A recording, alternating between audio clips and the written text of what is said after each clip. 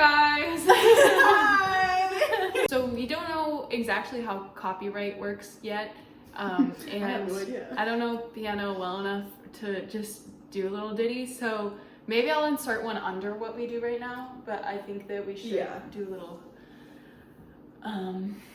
okay, you want me to lay a beat and you drop some, sick verses? I'll lay a beat. Okay. Hold on.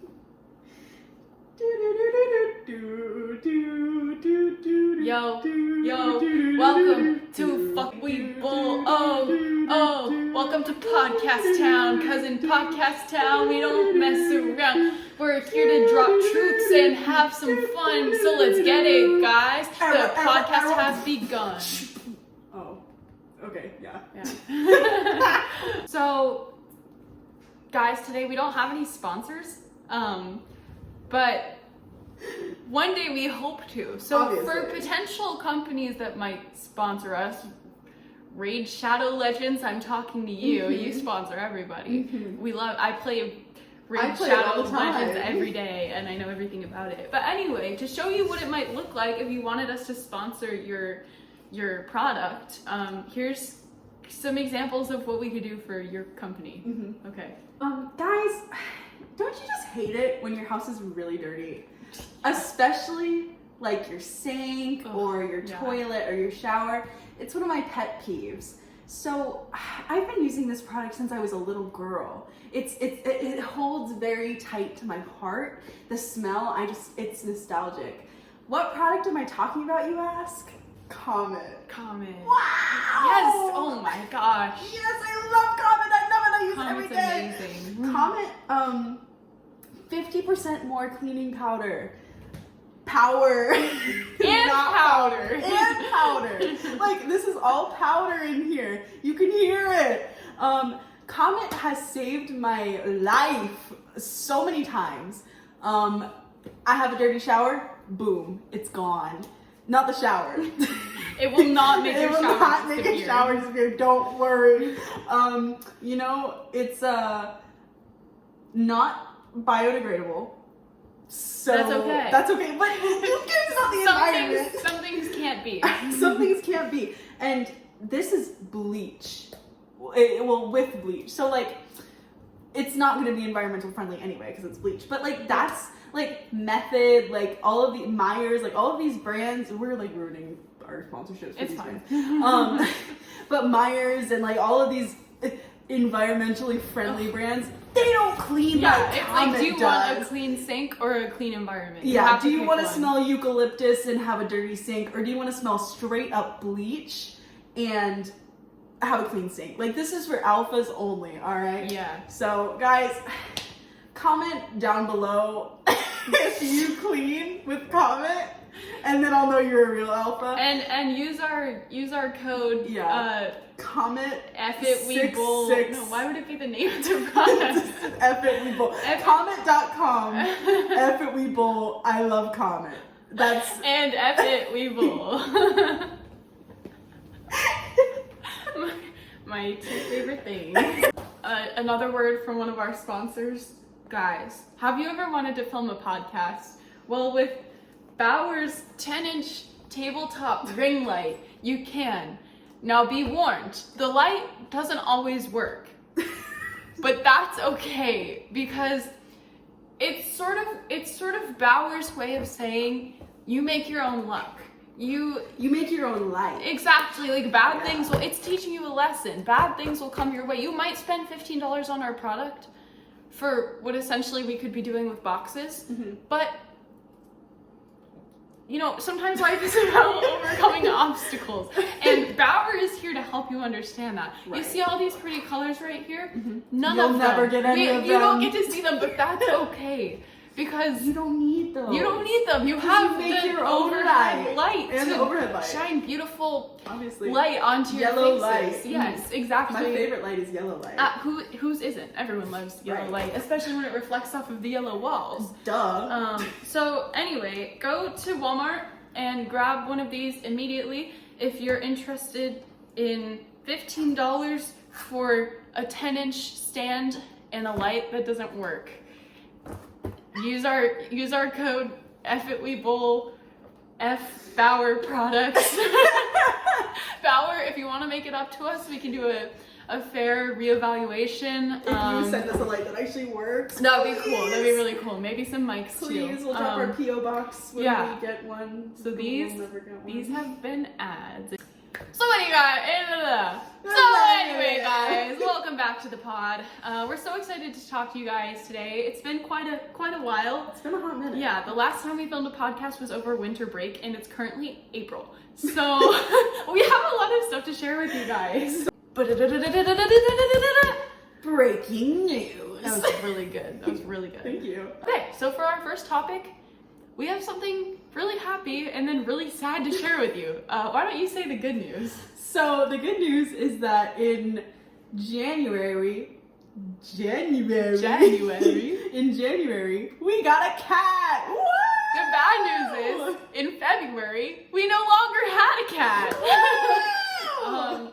So to elaborate, why don't we first tell the story of getting the cat? Okay, so I was on my way home. I was walking back to the apartment after winter break. You know, coming off of a good winter break, feeling good about the semester, you know, walking into my house. And I'm walking up to our apartment, like where our door is. And there's some bushes, like right outside, like right in front of the stairs. And I see this little cat. And I'm like, oh, hi, cat. Meow, meow, meow, like, come here. Comes right to me. To clarify, kitten. It's like a tiny baby it's a kitten. tiny little baby. Like newborn-ish. Tiny little baby. A few weeks old. So I call Erica because our thing has always been like, if a cat just comes up to us, we're not gonna not take it. We're not like, gonna neglect it. We're not gonna leave it like to that the just seems, wilderness. it just seems inhumane. And this was it was like this big. I'll put a picture of when we first found right her. Here. Well, so baby. Yeah, so baby. So cute. She's like a Siamese, like just the cutest little thing in the world. And beautiful blue eyes. Sweet little. Well, at first she was very sweet. She was very sweet at first. The cutest little thing. So I call Erica and I'm like, there's a cat all up on me, grinding on my jaw, you know, like all up on me. And she like rushes out quietly because I told her like, don't scare it off. And she is just all over us. Like she loves us. So we're like, let's bring her in the house. Obviously. What else are we gonna do? And then I'll let you take it away from here. So we get to know the cat. She's such a sweetheart. And immediately we're like, we cannot tell our parents. Like we're not ready to tell our parents. No. About 5 minutes after that, I start getting this rush of anxiety and panic, and I'm like, I have to tell my mom because I don't like hiding things from my mommy. And so I call my mom, and my mom says, and of course I knew she would say this, no, you can't keep the cat. And I'm like, well, you can't tell Eliza she can't keep the cat. And my mom's like, technically that's true. So we're like, okay. And Eliza's like, I'm not telling my mom yet. And I'm like, okay, makes sense. So we keep the cat. It stays in Eliza's room. The best month of our lives. It was amazing. She was so sweet. She did scratch a little bit. We eventually get her a scratching post. Biting us sometimes. Yeah, she is a little bitey, a little scratchy, but just bites. that the kid, like she never seriously injured anyone. There was a couple little like nicks and whatever, but just a sweet little kitten, just getting, you know, used to people. We got her scratching post and that made it a lot better. Problem is, you are allowed to have pets at this apartment. Okay, technically, but they won't care because she's already gone. Yeah. Also, why would the apartment see our podcast? They're watching us. Yeah. So, our 3 subscribers are the maintenance workers. True. So technically, at this apartment complex, you are allowed to have pets. However, you do have to tell them about it and pay a pet rent. So eventually, you know, we've had her for a couple weeks, and we're like, okay, we're really like testing our luck on if we get caught for this or not. And didn't like your shower break and like we needed and the dryer. Yeah, our dryer was like our dryer was from the day we moved in. Like it would take a couple of times to dry it, but it got to the point where like I was running it like 6 times and it still would just be hot and damp. Like it never actually dried. Hot and damp, my favorite 2 that's how I love my laundry.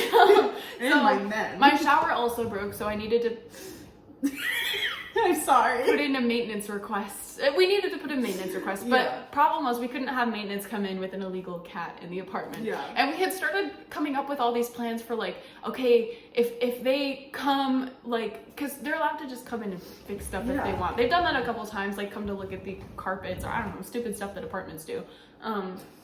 But we were like, okay, well, if they come in, lock your door, take her out the window, and then Start the shower. Yeah, we had all these Play crazy some plans. music. Eventually, like, okay, we're gonna have to tell Eliza's mom, Yeah. so that hopefully she would say yes, and then we could tell the apartment and then pay the pet rent. And I told her, like, I can't, technically my mom wouldn't let me split the pet rent, but we came up with a plan where, like, I would take over all the, like, cleaning supplies and, like, that kind of stuff, so that Eliza could put that money towards, like, food for the cat, and then we could find a way to, like, because the pet rent was only like $15 a month, so it was just a down payment that we had to worry about.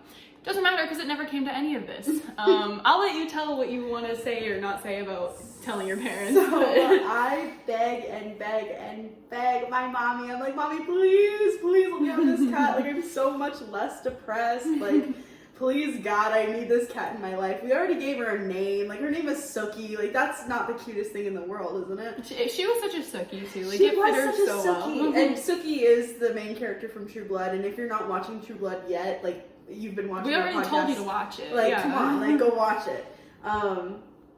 And I beg and beg and beg, and I'm like, please, can I have this cat? Like, I will take care of it. I will get a job, like, whatever I need to do. If you don't want to pay for this cat, I will get a job, whatever.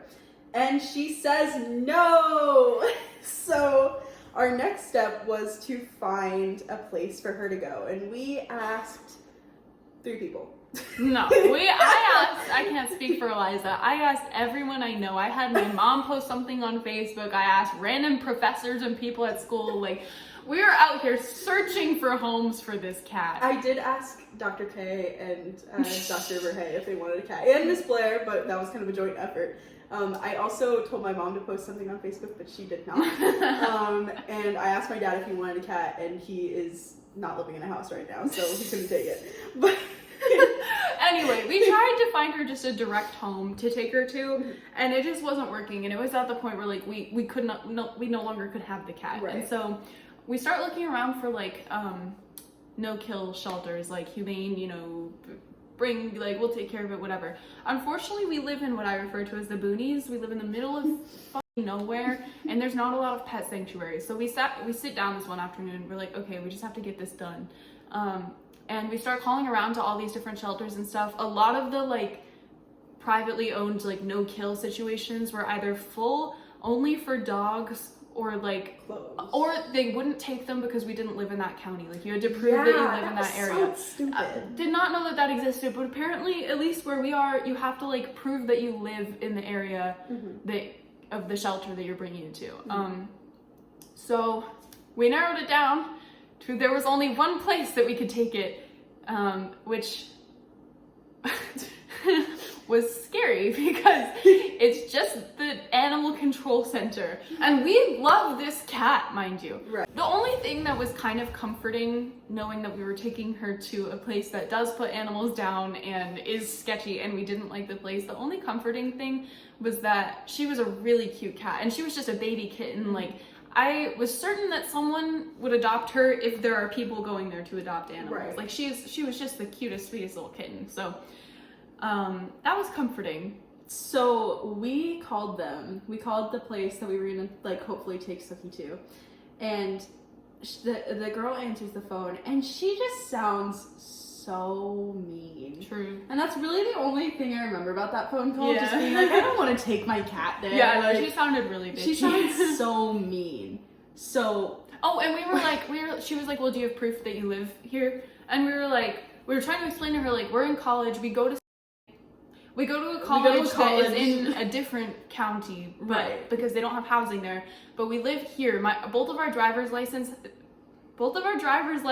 have our home addresses on them, which are in a completely different city. But the only proof that we live here would be, like, our, like, lease, which is online, so we don't have, like, a physical thing saying where we live. And she was being a hard ass about that. Right. And we grabbed, I think I grabbed the folder that our apartment gave us, like, just to see if there was anything in there, and there was not. Yeah. I think I grabbed my renter's insurance, so I was like, please God, take this. Yeah, when we got in that car, we were like, we are not fucking this up. Like, we just need to do it and get it over with. Because we couldn't keep that cat any longer. Yeah. So we get in the car, and the drive there, we wrap her up in a little blanket, and she is freaking out, man. She knows what's happening. She knew. I bring all the treats and stuff, and like I'm feeding her treats as we go, and I'm like singing her songs and Oh my stuff. god, I just remembered the guy. Sorry. We'll get to that. We're singing her songs, we're cherishing our last like 40 minutes with her. Yeah, by the way, this place was, we thought it was gonna be like a 5-minute ride. It was like a 40-minute drive. Hour. And we get there. Wait. On the way there, as we get closer and closer, now, mind you, we live in the boonies. Where we're driving is like no man's land. Like there's like one there's trailer nothing. park and like A gas station, Yeah, maybe. it was horrifying. We get there, we pull up to a road, and the road is called Landfill Road. So not promising, and we follow this little gravel road. Guys, you're gonna be shocked. It was indeed a landfill. We follow this little gravel road, and we're like, this is just a landfill. Like there is no shelter. We followed it a little bit longer, and I was like, is this the wrong address? Like where the fuck are we? And we get there, and it's this tiny little shelter, and I hear dogs barking, and I'm like, I don't want to take my cat here. And there's another car. There's another car in the parking lot. I wonder what he was doing there. He had a dog with him, but I don't think he was taking it in, but was he taking it home? I don't know. But there's a guy. It was a truck, right? No, it was like a It was just, okay, I was gonna say it was a truck. No. And there's this guy, and we're walking in with the cat, and I'll let you, because I don't remember what he said. I don't remember what he said on the way in, but there was this guy in the car. Oh, we were walking up. There was kind of two separate buildings. I think one was where they kept the dogs, and one was like the welcome / where they kept the cats. And we start going towards the wrong door, and he goes, "Oh, you have to check in over there." And we were like, "Oh, okay, thank you." And he was like, "Are you taking an animal in?" And we were like, "Yeah." And he didn't say anything, so we go inside. Oh, okay, I'll keep going. So, Sorry.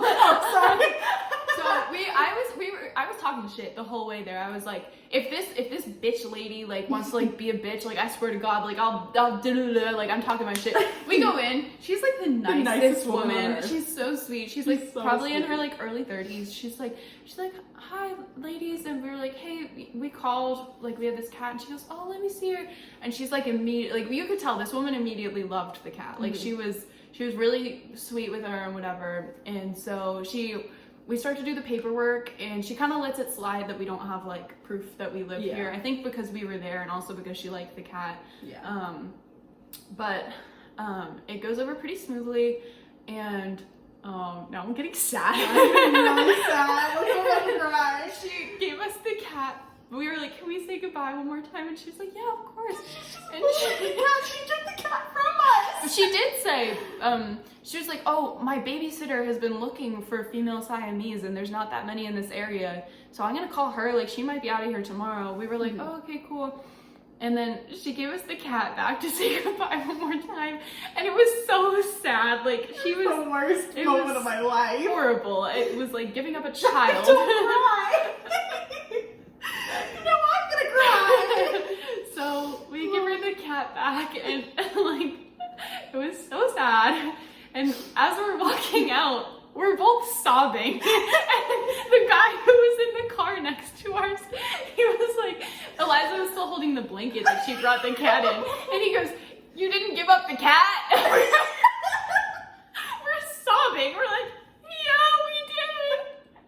And then we get in the car and we continue to just sit there and sob. And this guy is staring at us out the window as we're sobbing. And then eventually I'm like, "Okay, let's go." So I put it in reverse. And Eliza's like, "Can you play Gary Come Home?"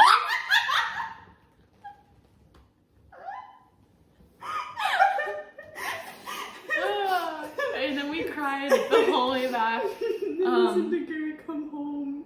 Yeah, Oh, it was something. And it was so sad. I will say though, like I thought this was gonna be the heartbreak of 2023, and I do miss that cat for sure. She was such a sweetheart, and I really loved her while we had her. I'm not gonna lie, I have not been as upset as I thought I would be about it. Talking about it did make me very sad, but now I'm like, okay, moving Yeah. on. Yeah. I'm thinking about It our next was- segments. I'm like, oh Yeah. yeah, that'll be fun. It was was really hard at the time, though. Oh, it was we so loved that hard. cat. So anyway, because we didn't film in between, you never got the chance to meet her, but she was such a sweet cat, and we both grew as people for it. Imagine us trying to film a podcast, and I put her in my room, and she's just fucking slamming on the door. True. I have gained, again, love her. I have gained an appreciation for the little things, such as eating my food without her, like, jumping onto the pizza box. Like, she was kind of annoying, and as she got a little bit older, she was, like, able to jump, like, directly from the floor, like, onto, like, the really high countertops and the stuff. countertop goes up to, like, where my boobs are. So, like, that's a high jumper cat. I know cats can jump high. This is also, it's a pretty small apartment for, like, an animal to live in. Plenty of people have animals here, but, you know, like, and especially big animals too. Especially where, like, because I wasn't really comfortable with leaving her, like, out when we were gone, because, like, these couches are very scratchable. So she had to stay in Eliza's room, like, whenever we left, and that's a very small space for an animal. But nothing, like, she never tore up anything in my room. I think the worst that ever happened was, I think she knocked over, I have, like, a wire board that has, like, a bunch of pictures. Like, it has all my sister's wedding stuff, and, like, pictures of, I think there's pictures of you and me and my mom and, like, a bunch of other people. And it was knocked down, but, like, nothing, like, it didn't break, nothing ever happened. Like, my sheets were completely fine, and that cat slept with me. She was so sweet. She would cuddle up to But, like, my boyfriend, he would, like, his friends started joking, like, yeah, like, says that he's gonna go to your apartment just to see the cat, and, like, he's not gonna spend time with you. I'm like, yeah. That's valid. Yeah. That's valid. And the guy that I was talking to at the time, Jerry, talked about him in the last podcast, he loved that cat so much, and he told me recently, like, he would have paid that pet rent. And I'm like, what the fuck? Why didn't you tell me that in the moment? Yeah. But, so yeah. I have a boyfriend! After a year! Everybody applaud! I stayed single for a year! Didn't think that was gonna happen. Totally thought I was gonna get into another relationship, like, directly after my last relationship, because it was really bad and I needed to cope. But I didn't, and I coped with other things, because I'm so good and cool. Let's not talk about what you coped with, though. No! But, I did in fact wait, and I found the sweetest little guy. She actually talked about him. They were going on, like, their second date in the last podcast. We were going to see... Insert short clip here. Yes. Yeah, I'm not gonna lie, that's a lot of editing, so I'm not gonna do that. Okay. We were going on our second date at the time of that podcast, but at the time of this podcast, we have been dating for 2 months, I think. That's so embarrassing. We haven't filmed in a while. Our 9 subscribers are crying with joy that they we all posted. Yeah, we've been dating for 2 months now. It is the same guy. He is so sweet. His name is Jay, and that's all I will say about him personally, because I don't want to, like, dox him. Yeah. Because I don't think he would like that. Please don't go find him. But he's the sweetest person in the, well, maybe not in the world, because he's There are people saving lives. Yeah, I mean, and oh my god, guys, he has a big boy job. Like, it's really difficult. And my dad always tells me not to compare, like, him to my last relationships, but that's like really all I know. No, we were talking about this. We both had one serious relationship prior to the relationships that we're in right now. So there's only one to compare it to. Like, it's not like I'm trying to directly compare these two people, but like, this is what I'm in and this is what I have to compare it to. So and it's like so much better. Yeah. But like, compared to my last relationship, like, my ex-boyfriend, like, he never wanted to go on dates. He never bought me flowers, blah, blah, blah. He was really mean to me. I would, like, cry every day. It was really sad. If you're watching this, the way that I would come into the dorm, this was back when we were living in the dorm, and Eliza would be on the phone with him, and I swear to God, this is how their conversation went from what I could hear. Sweetheart, I need you to not raise your voice when you speak to me. Can we talk about our feelings in a calm way so that we can communicate how we're feeling? I'm like, is this your son? I was gentle parenting this boy.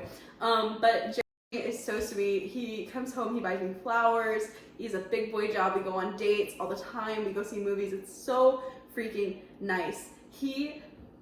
One of the things when we first started dating was he loves Star Wars. And prior to my relationship, like my sister and my brother-in-law both really love Star Wars, and they kept trying to tell me like, oh, you need to watch it, like come over, let's watch it. And I'm like, eh. My old roommate loved Star Wars. Shout out Savannah. Sorry I never watched it with you, because she did try very hard to get me to watch it, but I was like, no. But he comes over and he's like, we should watch Star Wars, and I'm like, all right. And I freaking loved it. Loved it. I love Anakin. He is so hot. Picture right here. Please put a picture in because you're editing. Please. I'm putting an ugly picture. No, there are no ugly pictures. There are no ugly pictures. Well, he might not be your type, so you might just find like a picture. Well, he's from Star Wars, so. Okay, dude. Can you like not use like the one from the second movie, please? Like any of the pictures. Like I third wouldn't movie. have known not to use Third that movie. if you didn't say it. Anakin from Revenge from of the second Sith. movie. Revenge of the Sith. Not Attack of the Clones, please. You're speaking another language right now. I don't. But we watch it, loved it, and yeah. So he's a really good boyfriend. That's wonderful. But yeah, I really like our relationship so far. So yeah, I think That's wonderful. I don't really want to talk about it anymore because I don't want to like. Yeah, you don't want to like give out personal I don't information. know. It's okay, guys. You'll find out more as time goes along. As time goes There's more on, like stories. maybe something will happen. I'm gonna interject really quick and say I'm sorry. I'm like very aware that I've been touching my hair a lot. It's like I keep touching your It's a neck. nervous thing. Oh. And as we get more comfortable, I'm sure that will decrease. Maybe. But you know, we're still a little. It's a little new to us. Go The big last habit. time we did this was months ago. Yeah. It's Also, been a hot minute. I'm sure you guys can tell the camera's a lot closer this time. Mm-hmm. As I briefly mentioned, we had my last tripod broke, so we bought a new one. The light doesn't work, but the stand does. So you're on a tripod on a box on a table.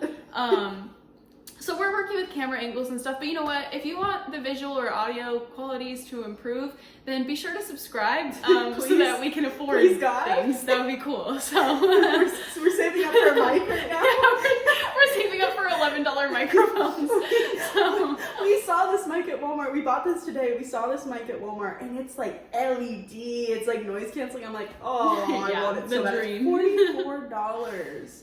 maybe we'll go halvesies one of these days. I'm starting this new thing. I don't think I've told you this, but I have this like shaker, like an alcohol shaker, but I never use it. So I started folding up little sticky notes with things I want to buy, and then when I have the money to afford something, I pull out a sticky note and then I buy that thing. That's why I bought the canopy for my bed. It was what I pulled out of the jar. But I'll throw the microphone into that jar so that, because I can't put my whole life on hold for the podcast mic, but I will throw it in the jar, and then if I pull it, then we'll have a mic. Then if I can afford it at the time. So. But if you subscribe and send us money, we'll put in like a lot of sticky notes that say microphone, and then it'll be like a lottery where like if you buy a bunch of tickets, don't send us money. I really don't like when people ask people to, like, you know those TikToks where people will be like, guys, like my dog is dying of diabetes, like please send me, like, I'm so sorry, I know that's insensitive.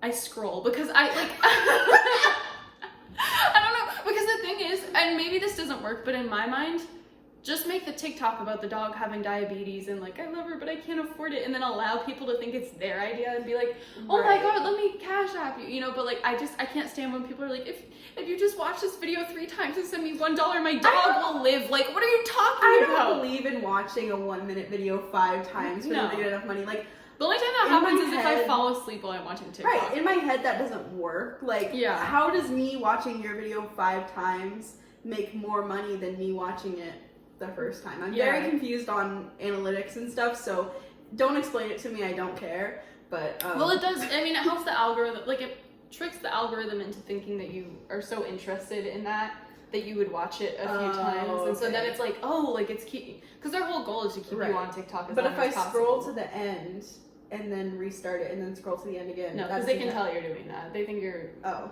But I mean, still, you're interacting with the video longer than if you weren't doing that. So really, it's just how But really, long I you're don't interacting care, with the so. video. Anyway, on the topic of giving us money, Eliza and I were just talking about if we get enough subscribers one day to the point where it would be justifiable to get a Patreon, we'll probably put the unedited versions of the podcast on the Patreon. So if you want to see all the cute little outtakes and stuff, then be sure to subscribe so we can justify getting a Patreon. Thanks. Let's see, what's our next breaking news? Oh, it's a me one. Yay! Guys, this is so exciting for me and no one else, but I'm still gonna tell you because I'm excited about it. I don't think this happened at the time of the last podcast, and if it did, I hadn't mentioned it. I might have been in the works of it. I might have been interviewing. I think you were interviewing. Yeah, but I landed an internship this summer. The good news, it's a world-class golf course. It's beautiful. Housing is included. It's in a state that is far away. A beautiful state that is very far away from me. I think you could say the state. Well, actually, because if you say there's the only, state, but it's like the nicest course in that state, and I feel like it would be easy to narrow it down. Yeah. All our 9 subscribers are gonna be like, but it's a beautiful course, and I'm so excited, and I'm gonna learn so much, and hopefully make so many friends. That's the good news. Bad news, we will be separated for the entire summer. So our loose plan right now for you guys is we're gonna try to pre-record some podcasts. And then we'll probably also, it'll be good to have those for weeks where, the problem with pre-recording is I feel like a lot of our podcast is talking about, current things that are happening, so they're not going to be that current, but we'll try to pre-record some that are, mostly just based, personal stories and just us having fun. But we'll try to film some, over the distance. We were talking about different ways we could do that, Discord, Zoom. We'll figure something out, but we will not leave you guys hanging for the whole summer. We guarantee it. not another 2 months of this content again. Yeah, hopefully not. If we want to grow our platform, yeah, we do need to start posting for 2 months. Yeah, not the way to do it. But yeah, so that's exciting, and the end of this topic. So, Eliza and I recently, a while ago, we wanted some sweet treats. Yes! So we were talking about different places we could get sweet treats, and we decided to go to the gas station, just get some candy and a drink, not an alcoholic beverage, just something to drink and a treat. And I'm underage. I normally do sweet, salty, and something to drink. So we go to the gas station, and wait, didn't something happen before the gas station? Wait, let me start with that because I didn't even write this down. Eliza and I, we were gonna go to the gym, but our gym was closed. And so we decided to go for a hot girl walk. And so we haven't really been around this area that much because it's kind of a sketchy little area. And so I'm just looking at Map My Run, zooming out to find somewhere we can walk. And I see this block that we can walk. I'm like, okay, let's do that. Cause it's kind of away from what I thought was the main road. I was wrong, but whatever. It's kind of away from the main road and kind of back into this neighborhood. So I was like, oh, that'll be safer, that'll be better, whatever. For starters, it was a lot longer than we suspected. And secondly, I'll get to. So we start walking, and then we make our first turn on the block.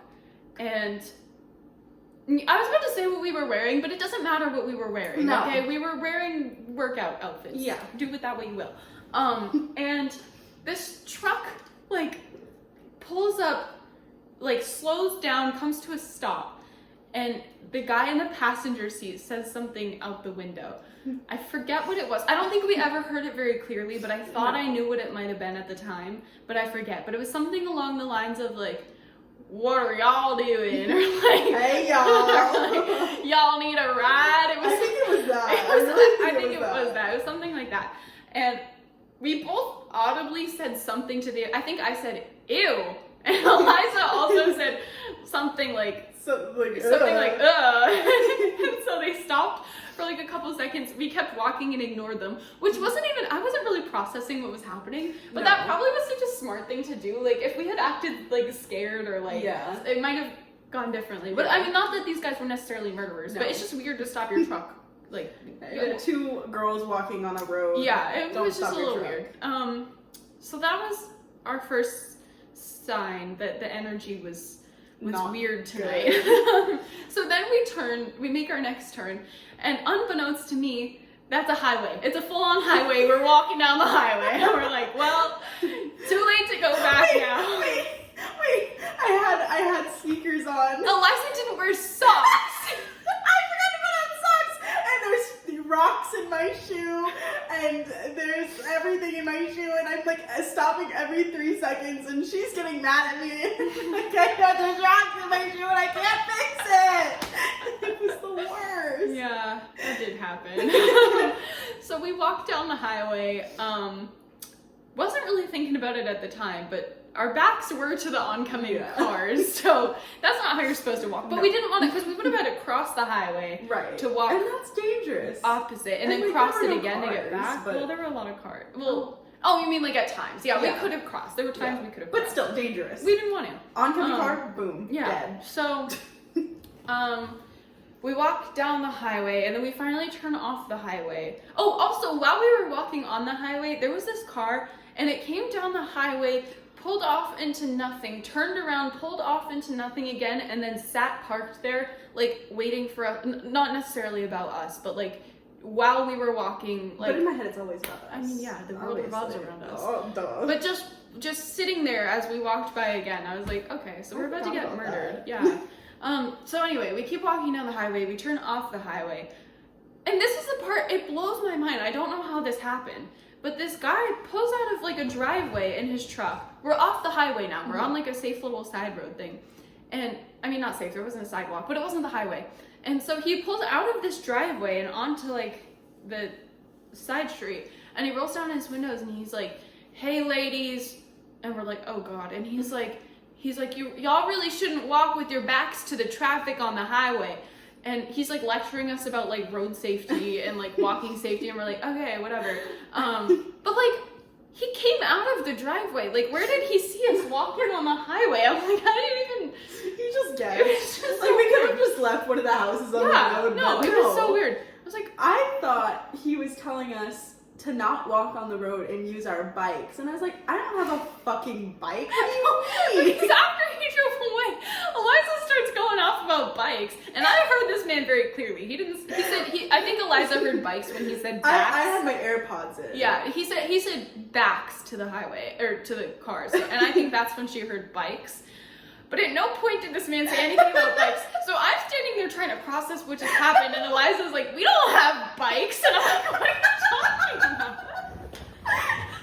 But, so it also got dark a lot faster than we predicted, but we did survive the walk. So that was like our gym for the day, and which we'll talk a little bit about later. So then later that night is when we decided to go to the gas station. And I'll let you take over in a second. So we're walking in, and there's like, it's kind of, again, sketchy area, sketchy gas station. It's late on like a Friday or Saturday night. And we walk in. So we walk in, and like we go straight to the candy aisle, because I'm the same as Erica. Like, I want something sweet, I want something salty, and I want a drink. I want a little drinky drink. So we're looking at the candy wall, and I find my candy. I get a Kit Kat. I instantly know, like, oh, Kit Kat, yes. And she's very indecisive, which is fine. Sure, it takes me half an hour to decide what candy to get. I'm waiting for her, and this old ass man.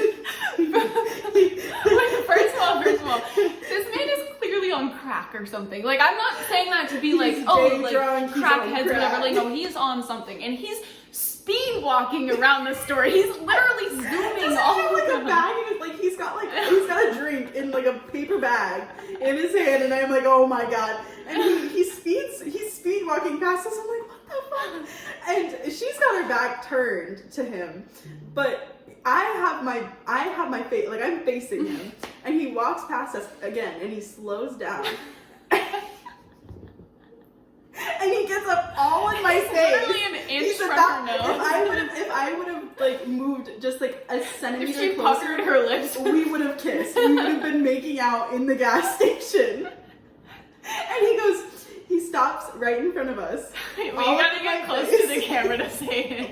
He stops. He's like, this is so embarrassing. He's right up in my face, like right here, and he goes, y'all look good.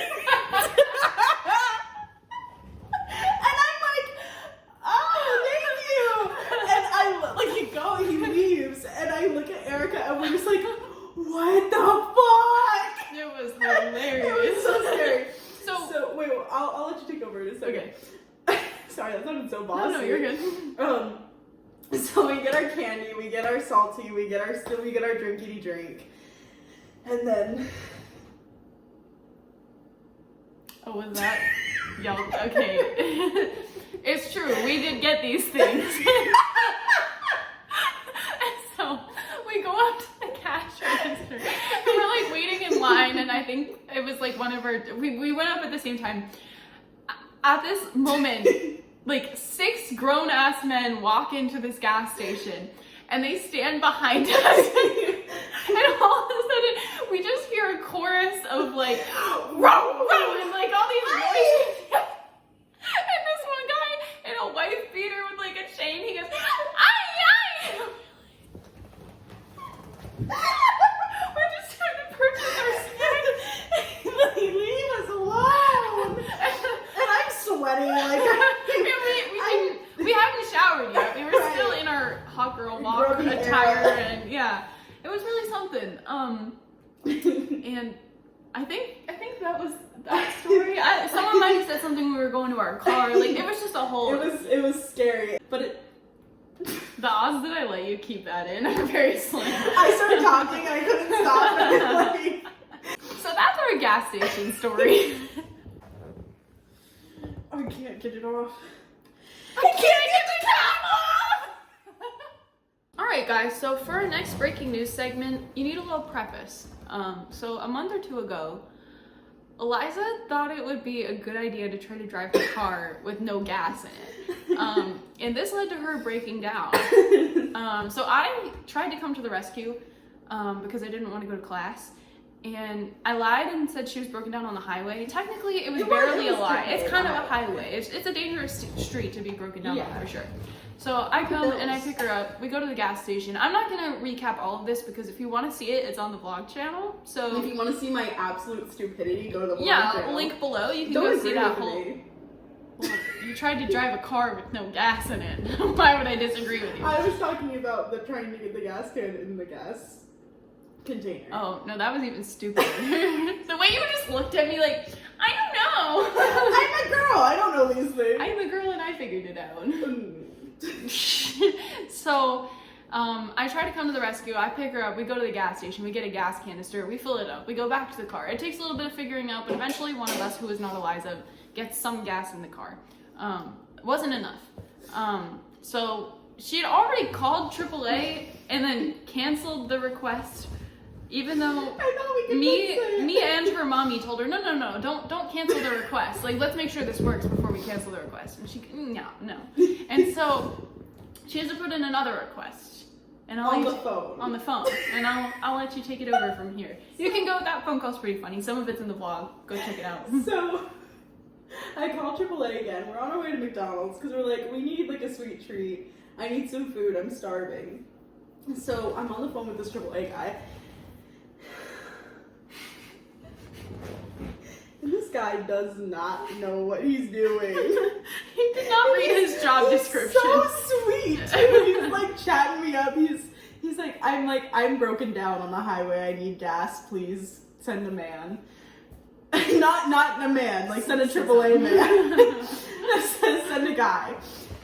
Or a woman. Or a woman. And I would have preferred it to be a woman. Or a they them. Or a they them. And I would have preferred that too also over who they sent.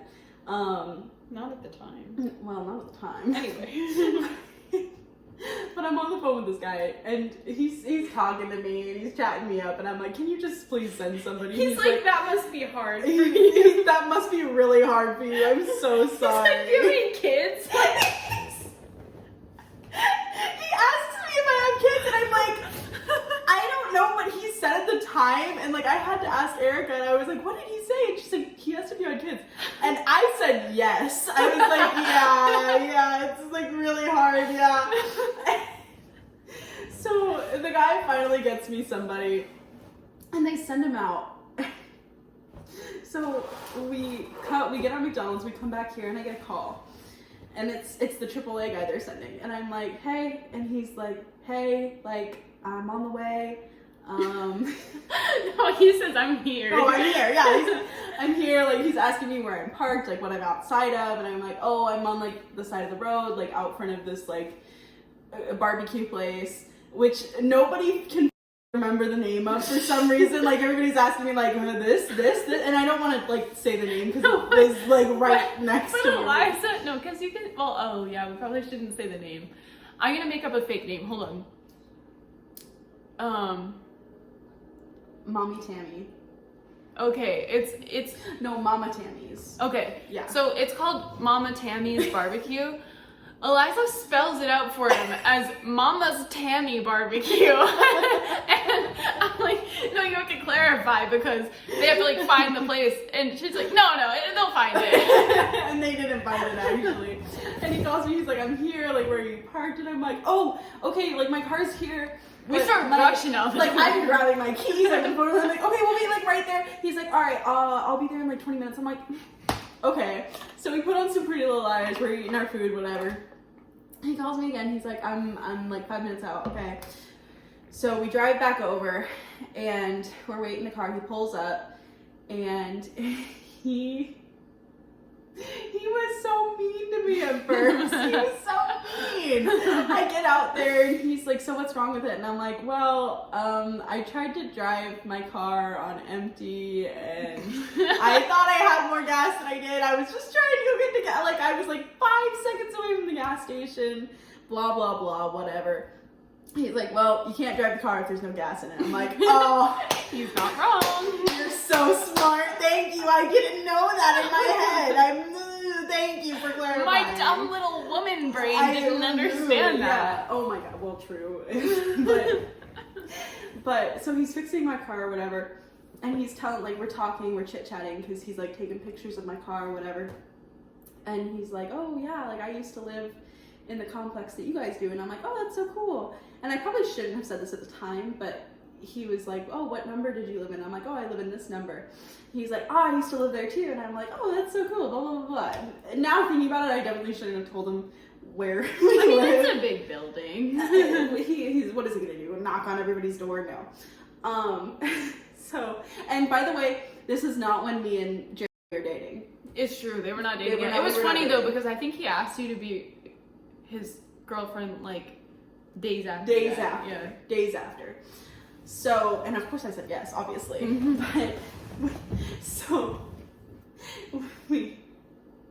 so he gets my car on the road, whatever, and I'm like, all right, he gets enough gas in the thing, so I'm like, all right, I'm gonna go to the gas station, thank you so much, whatever. So I drive to the gas station and he's there too. And I'm like, I'm getting gas, I'm calling my mommy and I'm like, yeah, it was just my gas, like it wasn't like the engine or anything, because she thought it was the engine, and I was like, no, it was the gas. I'm on the phone with my mommy, and I'm gassing up, and he gives me like a little wave, and I'm like, oh, that's so sweet. So, again, Flash forward. flash forward, like, probably a month or two, definitely 2 months, because this was like recent. Yeah. I left one of my lights on in my car, and we were going to get a sweet treat, and I said like, oh, I'll drive, whatever. We get out to my car and I'm like trying to unlock it and it won't unlock, and I'm like, that's weird. So I manually unlock it with my key and try to start it, and it just doesn't turn on. I'm like, oh, cool. So it's like 9 o'clock at night. I'm like, this is a problem for tomorrow, Eliza. So we get in her car or whatever. I call AAA in the morning and do everything I need to do, and the guy who is coming to fix my car calls me again. He's like, hey, is this Eliza? And I'm like, yeah. I recognize his voice off the bat, and it's the same guy. And I'm like, that's fine. Like, he was nice enough. So he gets here, and he's like taking pictures of my car, whatever. He's chatting me up, and we're talking. Nothing too like crazy. Like, he actually grew up in the town that we are from. And he went to Pineapple. He lives in, which is like kind of around-ish area. Oh, it's not. So it's like 30 minutes away. Yeah. Oh, it's not. It is. It's like an hour at least. No way. Okay. He lives around where we live. And I don't think anything of it. I don't think anything anything in the conversation. Like, in my head, and I know I work things up to think, like, things are all about me, and I'm like, I feel like he was kind of hitting on me. But I don't think anything of it. And I are dating at this point. So I get a text. I think it was the next morning. And it's like, I wake up and I check my phone and I get a text from a number I don't know. And it says, hey, is this Eliza? And I'm like freaking out. I'm like, who has my number? Like, who is this? Who knows my name? I hate texts from random numbers. I would think it's A. A text to confirm it's the right number. Hey, this is Eliza. Good, I'm gonna get you, bitch. Watch your back. I get a text and it's like, hey, is this Eliza? I wonder if I still have the text because I need to do a dramatic. The text from. Oh yeah, that's funny. Do I think I need to do a dramatic. No, keep that for the past relationship segment. Oh yeah. Real. This is gonna be like a 4-hour long. It's fine. We love that. We love it. And if you need to, we can save some of it for the summer. Yeah, that's true. Where would it be? I didn't know I didn't delete it. You did. I think you sent me a screenshot. It's right here. So he says, hey, is this Eliza? And I say, yes, who is this? And he says, the AAA guy who jumped your car a couple days ago. I just wanted to say we had a good talk that day. Made my day a bit. And that was all one sentence, by the way. And I'm like, oh, okay, thank you for your help, blah, blah, blah. And he texts back, like, not even... Yeah, I texted that at 8:52. Mm-hmm. He texted me back at 8:53. He said, oh, it wasn't a problem. This is, again, all one sentence. Oh, it wasn't a problem. I just wasn't sure if I should have texted you or not. I didn't want it to be weird, and I wasn't sure if you had a boyfriend or somehow you tell my boss. I did, in fact, have a boyfriend, or do have a boyfriend, and I wasn't going to tell his boss, but, like, now I'm thinking, like, maybe I should. Like, you found my number. No, I think if he said anything, like, objectively weird, I would tell his boss. But he kept it, I mean, it was weird, don't get me wrong, but he kept it, like, relatively respectful, so. But I tell my mom, and she is pissed, capital P. She's like, if he texts you again, I'm calling AAA. I'm calling AAA, and I'm emailing them, and I'm telling his boss what he did. And I'm like, okay, it's really not that deep. And, like, my mom she isn't a Karen, but she will write a nasty email. If there's anything my mom will do, I love you, Mom, if you're watching this, she will write a nasty email in my defense. When we had dorm problems last year, she was on the ball. She has written so many nasty emails on my behalf. Thank you, Mommy. I love you. But she's like, I will call his boss. I will email them. I will report him to AAA, and he will lose his job. I'm like, okay, you really don't need to do that. Like, I feel really bad if you do that. I told my boyfriend, he's like, that's really weird. And I'm like, I know. And he's like, you didn't text him back, did you? And I'm like, no, I didn't text him back after that. So yeah, that was really fun. Okay, guys, for our last breaking news topic, that's right. On this episode, the whole thing isn't breaking news. We have other things to talk about today. I don't know how long this will actually be once it's edited, but for reference, to get through breaking news, it's been 1 hour and 10 minutes at this point. So for our last breaking news topic, we just wanted to let you guys know our apartment is being renovated soon. But on top of the renovations, we did want to forewarn you guys that we've done some discussing, and we've come to the conclusion that we are big girls and we need to live in a big girl apartment. And unfortunately, there are some aspects of our apartment which we love, but they are not giving big girl. So don't know how much longer the Gibby flag will be around. Don't worry, he will not be forgotten. We're talking about putting him in the laundry room. We love him, we appreciate him, we've outgrown him. Michael Scott, you don't see Michael Scott. Yeah, Michael Scott will also be going bye-bye. But later on in life, because we're going to continue this podcast forever and ever, absolutely, obviously. When we're 50. I think we should put him up in the podcast room. Yeah, that'd be good. Because we'll be rich enough to have a separate room for podcasts. Yeah, he can go in the podcast. I feel like he does fit the podcast. He does fit the podcast. But he doesn't fit the he doesn't fit the life. I just said he does fist the podcast. Gibby doesn't fist the podcast. Gibby's a child. Fits the podcast. Yes. But we just wanted to forewarn you guys because we don't want our subscriber base, all 9 of you, to get overly attached to Gibby because he will not be lasting much longer. Like, I feel like he's our, like, mascot. He will probably be here for the rest of the year, Yeah. the school year, which The unfortunately summer- is like 4 weeks. Yeah. So I think this summer is when we're gonna start doing, because I have a bunch of plans of things that I want to get. Like, the top thing is I want to get a good mop and a good vacuum. I can't stand our vacuum now. It doesn't pick up anything on carpet, which is like what vacuums are for. But and I want the O cedar mop because I got it for my sister's bridal shower. I want it. It looks so good. I see it all over TikTok. I want it so bad. And patio furniture. We have a tiny little patio. yeah, true. We do need to put something out But there. it would be so nice to, even if it's just like crappy little lawn chairs, Yeah. or like probably the foldable chairs so they're not sitting there out like all day. And I could really just get them from my mom because she has a bunch from lacrosse that she doesn't use anymore. But I just want something out there. Just So something maybe so we like can some sit, lights yeah. too. Like I see Yeah, wrap the lights. Christmas lights around. So sweet. Yeah, it's cute. So sweet.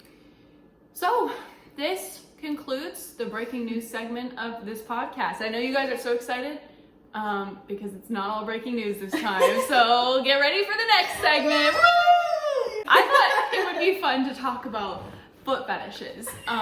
They're very prevalent in society, which is so weird. No offense if you have a foot fetish. No, full offense. It's just weird how common it is. if I saw if you something. like feet, don't follow us. That's true. I saw something once that was like explaining that like the part of your brain that is like the stuff that most people are sexually attracted to is very close to the part of your brain that is around feet. And so that's supposedly why it's such a common fetish. Do we just have but- like a part of our brain that's just about feet? I'm really confused by that. Well, yeah, so there's like different, I mean, I know nothing about, this could be totally wrong. Please don't take this seriously. I shouldn't have dropped out of Psych 101 because maybe Yeah. I would have learned about foot fetishes. Yeah, but there's you know, different parts of your brain that deal with different things. So like the sexual part is very close to the feet mode, like the feet neurons. I don't know. That's just what I I was saw. about to kick my feet on cam and I was like, let me not do Don't that. do that. Eliza and I. Okay, wait. First, let me tell this quick little story. There was this guy that I went to middle school with. I was about to say his name, but I can't say his name. No, dox him. Yeah, and he was a little odd. We were all odd in middle school, but he would ask girls to send him pictures of their feet, and we all started being like, has this guy asked you to send him pictures of your feet? And we were all like, yeah, and no one was doing it because that's so weird. And his excuse was that, like, I guess what he told his friends was that he was hoping that, like, and I have no idea. I guess he was hoping that, I'm wearing socks, so this is okay.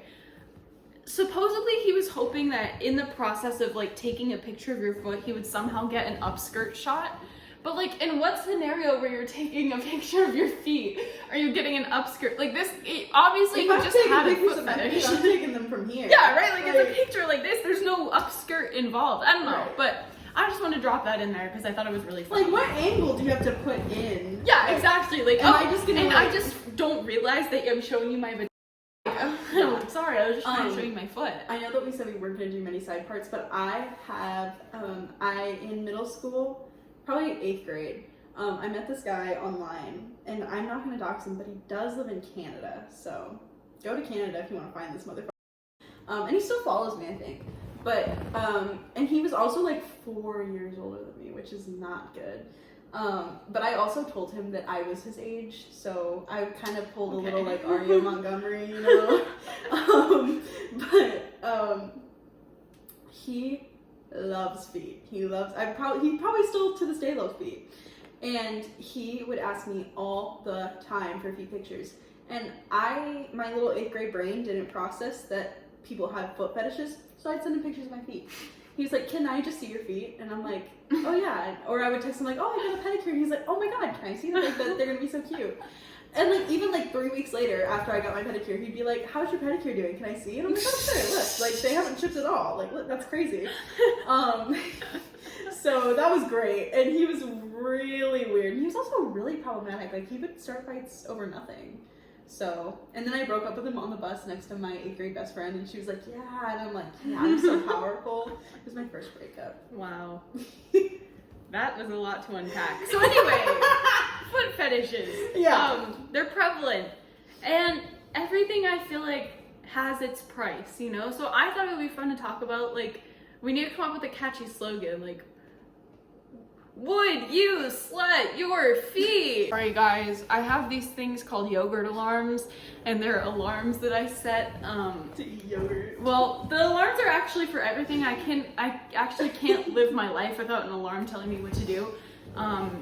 But we started calling them yogurt alarms because there was a time where I needed to eat yogurt. Do with that what you will. And I had an alarm set to tell me to eat the yogurt. And now it's just yogurt. now they're all yogurt alarms. But anyway, would you slut your feet? Okay, so I'm gonna give you a hypothetical situation and you tell me if you would or would not slut out your feet. I'm gonna give you a spoiler, it'd probably be yes. If it's for money, yes. $5, yes. Okay, realistically. Okay. If you weren't in a relationship. Okay. And someone said to you, I will give you $20 for a picture of your feet. Would you send them? Yes. Okay, what if they said $10? How much of my feet am I showing? Like my full foot? Do I have time to paint my nails? No, it's just your toes. What? Yes, it's your full foot. Do I have time to paint my toenails? Yeah. And shave my toes? Sure. Yeah. Can they cash at me first? Are they gonna try and scam me? They won't cash app you first, no. But will they try and scam me? Or is that just You like, don't I'll know. never know? Answer the question. Okay. No, I'll tell you if they scammed you. Yes for 20, no for 10. Okay, well they would have sent you the 10. Oh. Did they send me the 20? Yeah. Okay, cool. Good. Okay, what if someone gave you $5 cash to look at your feet? Oh! And I get the cash on spot? And they want to take pictures. Oh, no pictures. But they can look. Can they look for free? If someone just came up to you and said, like, can I look at your feet? What would you say? Well, are they like a podiatrist or whatever? Like, or It's are they just a random person. Do they just want some strange for change? Like, I'm really It's confused. just a random person. Okay. I don't know this person, No. and they want to look at my feet. No. That's really weird. You're wearing sandals. Do you go to cover up your feet or do you just walk away? I walk away. They're following you. They're glaring at your feet. They're glaring. I run. I run away. I take my sandals off and I run. I was about to say you're wearing sandals. It's like the only sandals I wear are my Birkenstocks. So like, am I gonna run in my Birks? No, I'm gonna take my Birks off and I'm gonna sprint far away. Interesting. I'm gonna catch a train and I'm gonna leave town and start a new life and change my name. Okay. I'll see. Oh yes. I didn't finish. Yes. Okay, finish your question. I'll see wants you to cover your feet in shaving lotion and then like bondage your feet in like shoestring. Sign me up. Okay, he wants you to walk across hot coals. No. Not even for all seeds? No, I'm not into pain like that. Here's a fun fact about me. One day, it was the summer in Texas. It was like the end of the school year, but we all know school years go kind of into the summer. So it's a hot summer day in Texas, and I get off the bus, and I was wearing these. I remember they were like, I want to say plastic, like no, they were. Well, kind of. They were like flats. They might have been kind of like that croc material. Yeah. But they were really ugly and they were pink and they were flats and they were hurting my feet. And I had like blisters on my baby toes. That's the worst. And so, you ever get those? No. Okay. Well, I get them right here. Don't look at my feet. Well, you pointed. That was for the podcast. Don't look So at my feet. I decided it'd be a good idea to take these shoes off and walk home on the sidewalk in Texas in the summer. I'm not exaggerating. I think it was 110 degrees outside. So I'm carrying my shoes and walking. And at first the ground is hot. But I was like, this hurts way less than the blisters on my toes do. So I just walk the rest of the way home. When I get home, my feet are covered in blisters. And I'm like, that really defeated the purpose of taking the shoes off. Way to go. So the bottom of my feet are burned to shit. To this day, I don't feel temperature in the bottom of my feet. I can't like walk on gravel or anything. Like I can still feel like sharpness and like textures and stuff. But as far as temperature, You're immune. I am. And so I recommend to you, have your children burn the Wow. shit out of their feet, and then they'll Yes. never have temperature issues on the bottom of their feet. That's so It's cool. really exciting and fun, yeah. That's so cool. Okay, and I now actually did, wait, really quick. I Okay. actually did at some point, I don't think these were like actively lit, like on fire coals or anything, but I do remember at some point in my life walking across hot coals and like it did not bother me. Oh, nice. Yeah. Okay, well, now I want to ask you questions about your Okay, feet. yeah. Okay. Not questions about your feet, but questions pertaining your feet. Okay. How often do you wash your feet? Okay, so Eric, he comes up to you. He says, "Hey, baby." This is Eric from True Blood. Eric Northman, yes. Picture right here. Sorry, I'm just adding more editing for you. No, than go you for can do. it. Eric walks up to you. He says, "Hey, baby, let me see them piggies." What do you say? Okay. Really? If he calls them piggies? Only for him. I'm sorry, but Or if my Alcine- boyfriend, whom I love. if Alcine or my boyfriend, whom I like, and if Alcine came up to me and said, "Hey, let me see your piggies," I would say no, and I'd run away. The thing is, in theory, I'm fine with this because I love you. Even that man's very attractive. However, in reality, it would be a huge turnoff for me. Like, I don't know if I would do it just because, like, immediately the situation has lost all like sexuality, you know. But probably, realistically, I would. Like, I wouldn't be thrilled about it, but I would probably do it. Yeah. Okay. Okay. Last question.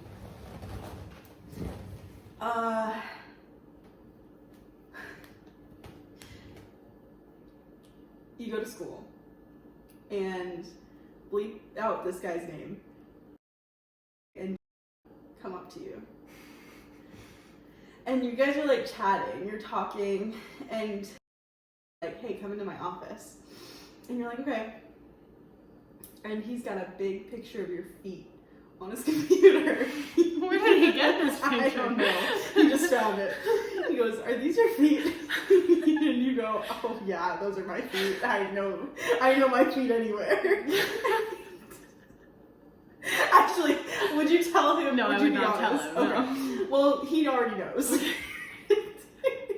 He already knows that he knows when you're lying. Okay. He's like Santa Claus. Okay. Is in the room for this? Yeah. Okay. I forgot about that.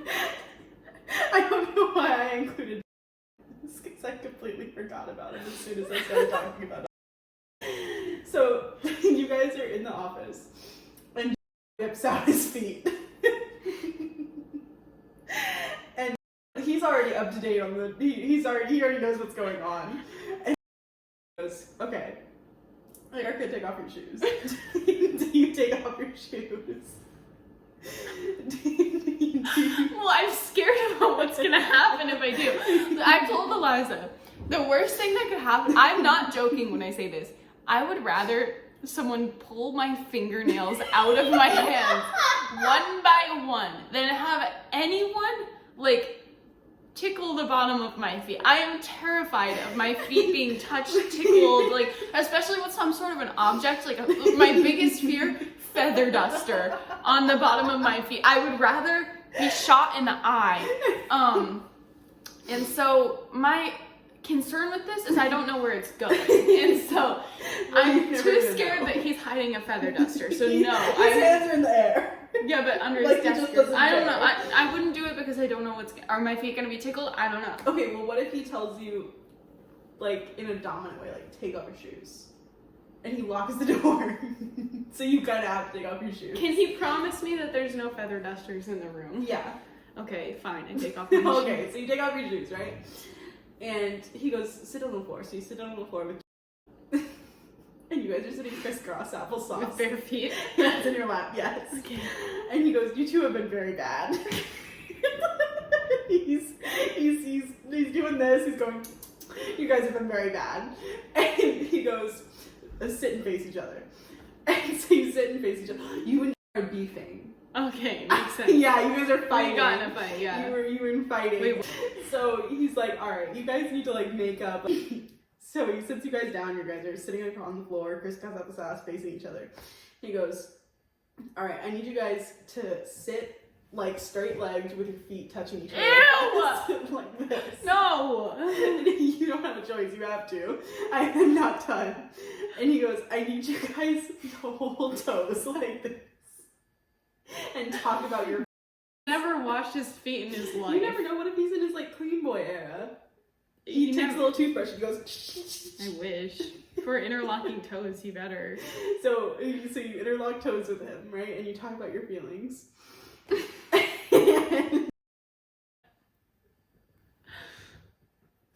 just writing a fan fiction at this point. And then I was gonna say, where's the question? Because last time I was told, no, you have to. And leans in and kisses you. Wait, so he's leaning across not only his legs, He's but really flexible. He's very nimble. His name is Jack. Jack be nimble, Jack be quick.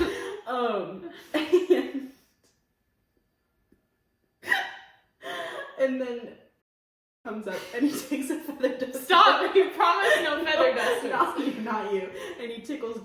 No, bad. Yes, get away. And then he's like, all right, guys. I think that's enough of that. And he puts the feather duster away. He throws it out the window and closes the window. That's the way. He goes, Erica, I need you to sit on your back. This is when the choices come in, okay? I need you to sit on your back with your legs in the air. Why? You don't know. He's not going to tell you. Do you do it? No! Why? Did I tell you? Yeah. I don't, there's no scenario where my bare feet are just in the air flapping around waiting to be tickled or touched or... Okay, so you have the chance to leave now. Do you leave? Yes, I leave. Okay, that's the end of the scenario. Where was it going if I didn't leave? Your feet are in the air. Like this. He does a handstand. He's trying out for the circus and he needs help. You've got the strongest legs in the land. And then the most heat temperature immunity feet. And he needs them for his, and he puts fire on them and you survive because you have feet temperature immune feet. Wow. So well guys, that was a really good segment. Remind me to never revisit this topic. So for our next little brief segment, Eliza and I have something to share and it's very exciting. We briefly mentioned this a little bit earlier, but this is the big reveal. For the last, I think it's been probably 2 months now, right? Like it's been about, yeah, because we started like pretty. It was in February because I have screenshots from February, but we have been going to the gym very consistently for about 2 months now, which is crazy because I did not go to the gym more than maybe twice the entire first semester of this year. So second semester we have been going almost every day except Sunday. We've both missed a couple days. I think we've each only missed like 1 or 2 days. Yeah, but overall just generally very consistent. We have good days and bad days, but we've been going like all the time, and it's just it's been a whole lifestyle change. We're pumping that iron. Pump and iron. One of my favorite things that Erica does in the gym after her stretching and abs, she does a little roll. She rolls. I do a roll, and I have a theory behind it. And I've explained this to Eliza. I've explained it to my boyfriend. I think they both think I'm crazy, but it makes sense in my head. But and we'll get into this in a second. But I'm I am so self-conscious, especially in the gym. Like it is really hard for me to be in the gym because even though I know in my brain that no one is looking at me and they don't care what I'm doing, in my heart, I feel like everyone is staring at me and judging me and thinking about how much weight I'm using in my form and all this stuff, even though no one gives a shit. I'm convinced that they're all judging me constantly and the world revolves around me. So at the end of my workout, after I do my abs and my stretching, I do a little backwards roll to wrap it all up. It's the last thing I do. I just do a backwards somersault situation. And it's because that way, no matter what I'm doing in the gym, I can always tell myself, this will not be the most embarrassing thing I do in the gym today because I'm going to do a backwards roll. So this, me squatting right now, this is nothing compared to what I'm going to do later. So that's why I do my backwards roll. I will say, when you back squat, you have a really good form. Oh, thank like you. Your back stays straight, which is like really good. And I always worry that my back's gonna give out, especially if I'm doing heavyweight. Like today in my last like reps, I was like dying. I was like, my back is definitely curling over right now. I'm dying, and it's really hard to like curl my back and like kind of go to failure, which I never do. But it's really hard to go to failure because it like kind of the Smith machine kind of prevents me from curling my back too much. Yeah. But that means I will be falling forward, which is dangerous. But your back squat form is great. Well, thank you. We started by going to the little gym at our apartment. It's very small. It has all of the basics, but that's it. Like, there's no like bar or anything. It's all free weights and some cardio stuff, and then like a cable machine. And it's great. And a Stairmaster. And a Stairmaster. And it was great to get us into it, and we still love it. We still go. But it closed for a little bit, which sort of, first we went on our hot girl walk the first day that it closed because it was too late to go to Planet Fitness. But then while it was still closed, we were like, okay, we can't let this mess up our vibe. We both still have memberships to Planet Fitness. Let's just go to Planet Fitness. And I'm not gonna lie, that first day or two was really hard. But we did go, and we started, you know, they have a lot more options and weight at Planet Fitness, and they have the Smith machine and whatever. And I know people dog on that, but we're still kind of working on form and stuff like that. So it's nice to have like the bar that's attached, so we're not doing any like crazy shit or anything.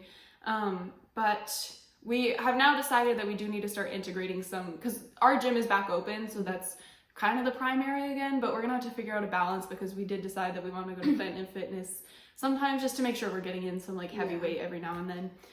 But it's been a lot of fun.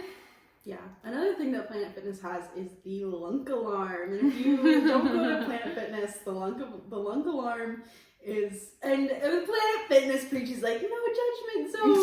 And then they have the fucking lunk alarm. The lunk alarm goes off when someone's like slamming weights or like grunting really loud. They're just being a gym bro, like really like rude, whatever. And like, I understand.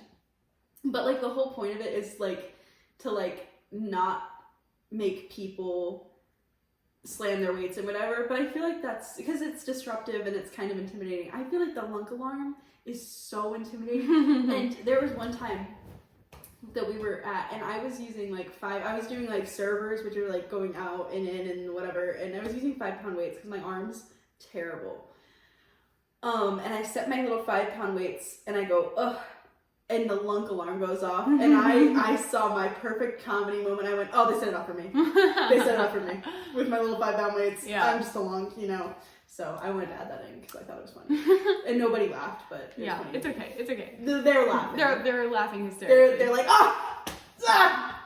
They're doubled over in laughter. Stop. Yeah. Anyway, we just wanted to keep you guys updated in case that comes up in the future or anything, and you're like, when did they start going to the gym? It was 2 months ago. It was 2 months ago. You would have known if we updated the podcast more frequently. But we didn't. We didn't. Oh my gosh. I'm glad I wrote it down. I would not have remembered. I have to pee, but I think I'm going to wait till the next segment. Okay. Well, this one's, I'm just wrapping up this one. I forgot something. Okay. And you can pee right after that. So while we were going to the gym at our apartment, we've met a couple friends. Not friends. Buddies! There's some people. So, for starters, the first couple times we went, we ran into this guy a couple times. He's this, I don't really want to describe him, because what if he finds this and then he hears the description? He's one of our subscribers. He definitely is. We don't know his name. He was there a couple times. Generally respectful. He actually offered to leave when the first or second time that we were there at the same time. It's a pretty small gym, and he was like, hey, like, I can come back or something. Yeah, I don't want to make you guys uncomfortable. We were like, no, it's fine. He was a little bit looky-loo, but that's okay. We couldn't really decide how we felt about it. And also, he was like walking the treadmill for 5 minutes and then doing the Stairmaster. Yeah, true. I forgot about that. He would like bounce back and forth between the treadmill and the Stairmaster. Was like, if anything, that's making you uncomfortable. Yeah, like, what are you doing? I'm really confused. Can I tell the story about him playing the Yes. Yes. So one day I walk past his apartment, and I walk to our apartment, and I hear this little clarinet, and I'm like, somebody's playing a clarinet. That's so sweet. And then I don't think anything of it. I tell Erica, I'm like, somebody's playing the clarinet over there. And I don't think anything of it. And then this person, the clarinet person, keeps their blinds open. You can just see into their whole apartment. And I'm walking in my car one day, and I see this guy, the guy from the gym, and he's in there, and I'm like, that's Clarinet Boy. So now in my head, he's just Clarinet Boy, and I long for the day. He hasn't played clarinet since. Aw, so that's so sad. I think I bullied him. Yeah. Well, he also hasn't gone back to the gym, at least not when we were there. Yeah. So we haven't run into him in a while, but we do have lots of love for Clarinet Boy. I miss him. I want him to play me a little song. Another thing that happened is we met this guy named and My friend. this was a while ago, and he was so nice. And he was kind of like, I don't know. So there's this guy named Zach. He was a cowboy, and he was really nice, and we just loved his vibe. So and as he was like, oh, he also was like, I can come back, like, do you guys know how long you'll be? Like, I don't want to, like, whatever. And we were like, no, you're fine, like, go ahead. And he was like talking about how, like, he's self-conscious about working out, and like, he was just so sweet. And as soon as he left, we were like, oh my god, like. And he asked for our names too, so I thought like, oh, he's gonna be our friend, like we're gonna see him on a daily basis. No. Yeah, no, we have not seen him since, which is so sad. And we even talked about at one point, like putting our Snapchats on like a sticky note and saying like, if you see this data, and then we're like, okay, but that's a very public, really like, yeah. Clarinet Boy can see it and then add us. Yeah, true. So, anyways, if you're seeing this, we miss you, we love you. Please come hang out. Please come hang out. We live. Can't say that. Just comment. Well, that concludes the gym segment. Eliza's gonna go pee, and we'll see you guys in a hot second. Yes. Actually, for you, it'll literally be 0.2 seconds. Like now. Yeah, now. So, guys, for our next segment, in honor of Eliza's new relationship, I thought it would be fun to talk about our past breakups. I only have a few breakups that come to mind, so I'm thinking we alternate. Do you have a couple breakups to talk about? I have a solid 3. Okay, that's good. That's about what I have. Yeah. The first breakup that comes to mind for me is this guy I dated. It was my sophomore year of high school. He was a junior, and I actually met him through a friend of mine. And we made plans to all meet up, but he and I knew that this was a date for me and him, but we didn't know, we had never met each other. She knew him, like, I don't know if she knew him. I think they went to school together. We went to different schools at this point.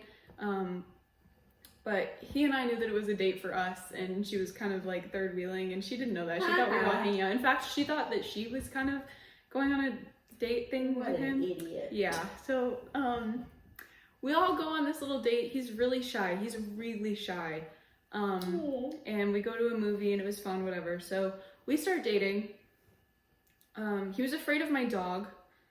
Like, I was afraid of Scout. Yes. I had to put my dog away. And my dog is small. He's like a very small dog. And he's very gentle. Like, he doesn't bite or scratch. And he sings. Yeah, and really he runs sweet. away. Like, he doesn't jump on you or anything. Like, he's afraid of people, and he runs away and sings. But he was runs away and sings. Yeah, he was afraid of my dog, so I had to put my dog away when he came over. And he only came over to my house like once. He wrote prom ? On a golf ball and asked me to prom. We went to prom together. And I actually have a story about him later for the podcast. But we went to prom together, and because of what I'll talk about later, he called me like 2 days after prom and was like, hey, I don't feel the way I used to feel about you anymore. We need to break up, and then hung up. So our relationship was about a month long, and we saw each other maybe 3 times during that month. That was one of my first breakups. And I remember, I have like a breakup anthem for each of my breakups, and that one was Bitches Broken Hearts by Billie Eilish. And if you're not familiar, it goes, you can pretend you don't miss me. You can pretend you don't care. Yeah. I didn't know that. Yeah. I know the song, I just didn't know it was called that. So yeah, that was my first breakup to share on the pod. Mm-hmm. Oh, is it my turn? Yeah. Okay. Okay. I guess I should talk about them in chronological order. I'm not gonna talk about it.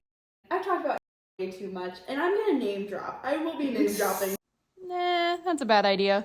So before, I was still friends. I think I was friends with at the time, which was weird. But I met this person. I'm actually not gonna name drop this person because like they're like I like they're still nice to me and I feel bad. But I met this person, and I met them through yearbook. I was in yearbook my senior year, which worst idea ever. And my yearbook teacher was like, hey, can you go take pictures of the LGBTQ club? And I'm like, oh, of course. So I go and I'm like taking pictures and I'm taking their like group photo and I'm like, wow, like this is really fun. And it really wasn't. It was like really cringe. But senior year Eliza was like digging it. I was loving it. And I'm talking to the president. Who is this person? I'm talking to the president of the gay club. I'm sorry, the president of the LGBTQ club. And I'm like, oh my god, like this is so fun. And they're like, oh, do you like want to join? And I'm like, well, I don't know, because I was kind of experimenting with my sexuality. I wasn't really sure. It's giving Emily and Samara. I am Emily, yes. But I was like, I don't really know, like maybe I'll join. And they're like, okay, cool, give me your number. And I was like, okay, like you want my number? And this person was fine in my senior year Eliza brain, finest person alive. And my sister clowns them so much because at the time I was dating them, bright red hair. Looks like a clown. Bright red hair. E-boy haircut. It was a whole thing. But so I give them my number and I'm like, okay, and we text all the freaking time. And then one time they're like, hey, you want to go to Dunkin' after school? And I'm like, oh, no. We went to Panera Bread first. They're like, hey, want to go to Panera after school? And I'm like, freak, yeah, let's go to Panera. We went to Panera. I drove because they didn't have a car at the time. And I drove and I was so nervous because I had a big fat crush on them. And I was like picking at my steering wheel cover and we were listening to Conan Gray. I remember that because they really liked Conan Gray. So I put on Conan Gray in the car to make it seem, and I had never listened to Conan Gray before. And I was like, if they hear me listening to Conan Gray, they'll think I'm like cool. So I put on Conan Gray and we went to Panera and it was like really nice. And then I got home and they asked me to be their girlfriend. And I was like, oh, yes! Like I don't know what like I was doing at Panera because I was really nervous the whole time. I didn't eat at all. I had to take my bread bowl home. And I remember doing a little dance when they asked me to be their girlfriend. Oh no. It was really embarrassing. And if they ever watch this, they're gonna know that's what I did after they asked me. No! But after that, like we hang out a couple times, we go to Dunkin', whatever. We hang out after school. And one day we're FaceTiming and I can sense like the vibes are off. So it's like 12 o'clock and I'm like, what's wrong? And they're like, listen, like, I think I need some space. And I'm like, oh, okay, like, what do you mean? Like, do you just like need to like chill for a second? Like, you know what I mean. And I'm like, actually I don't. Like, are you breaking up with me? And they're like, yeah. And I'm like, okay. Never got any closure onto why they broke up with me. And then I found out that they were like gonna go date another girl who lives in Myrtle Beach, or who lived in Myrtle Beach. So like, what the freak? Hell. You know? I remember running into my mom's room and crying, sobbing, waking my mom up, which was ridiculous. And then later on, they tried to kiss me in the car.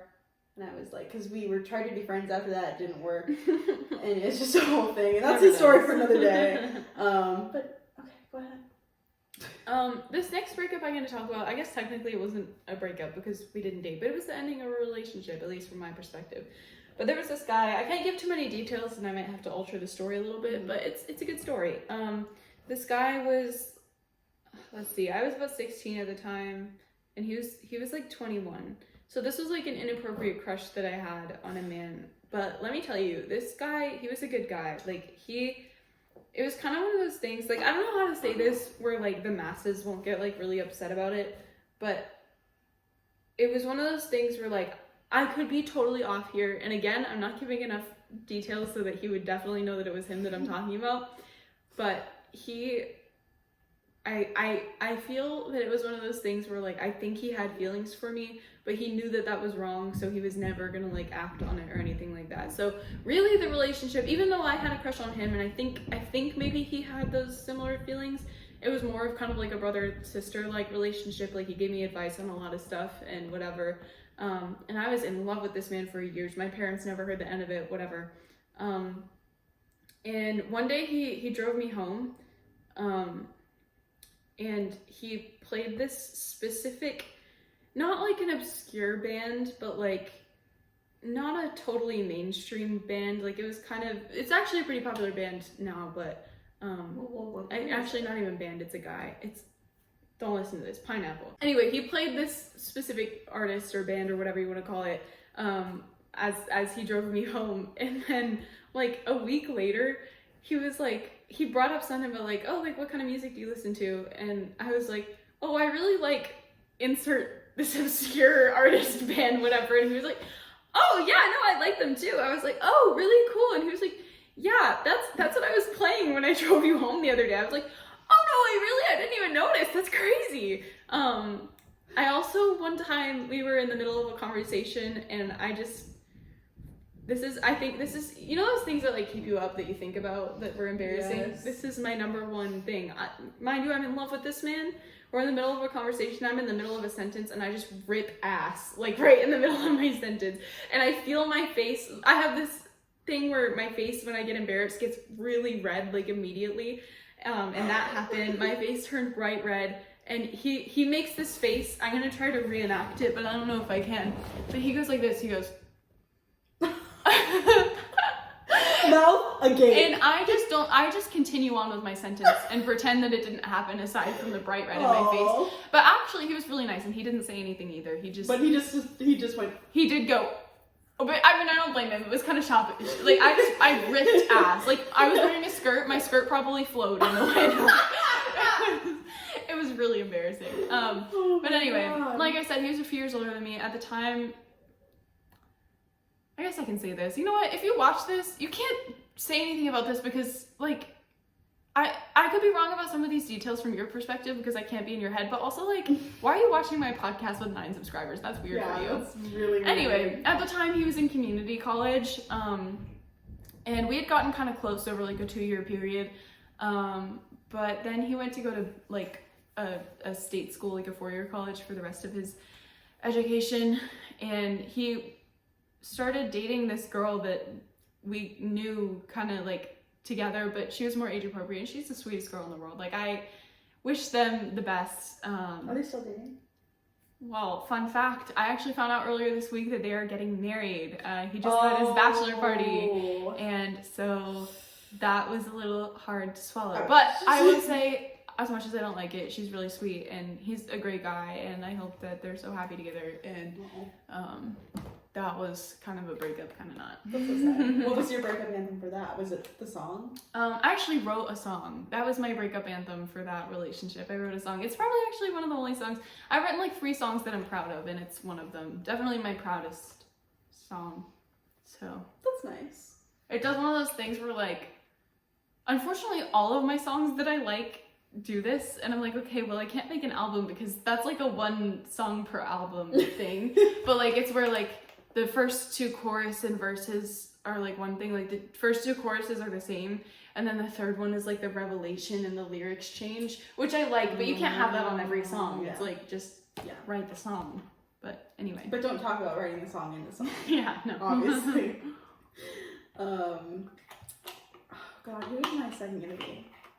I guess chronological order would be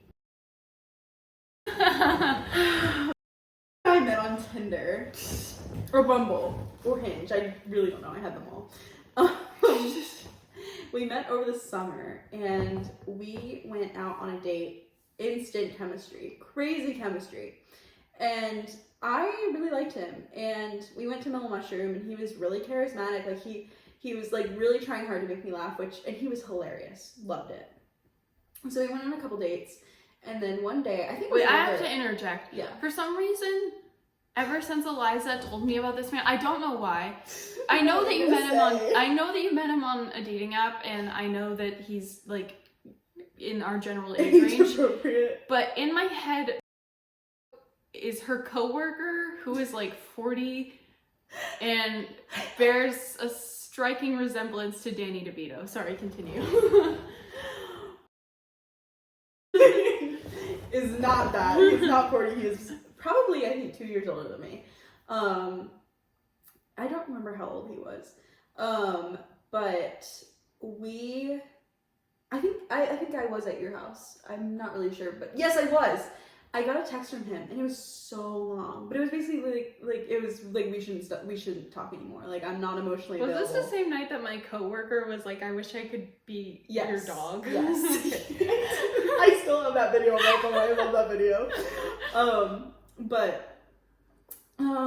It was the same night. I was at your house, and I was distraught. And I don't hear from him for 2 months. And one of the last days before I go back to school, he texts me and he's like, hey, I regret stopping, I regret not talking to you anymore. And I'm like, oh, okay. So I leave. I was at my friend Sunny's house. Shout out Sunny, I freaking love you. But we had also been DRINKING that night. And I left. And I had to use her eyeliner, or no, her mascara for eyeliner to fix my eyeliner because it was all messed up. So it was really embarrassing. But it also kind of looked like really Lana Del Rey grunge, Americana-core, you know? Mm-hmm. So I leave and I meet him at a 7-Eleven parking lot. Classy. And we sit in his truck and talk for 3 hours. And then we go into a different parking lot and we hook up in my car in the backseat. And then we leave, and then we talk for 2 more days, and then he's like, I'm not emotionally available, I can't talk to you. And I'm like, all right, I see a theme going on here. And then recently, this month, he texts me.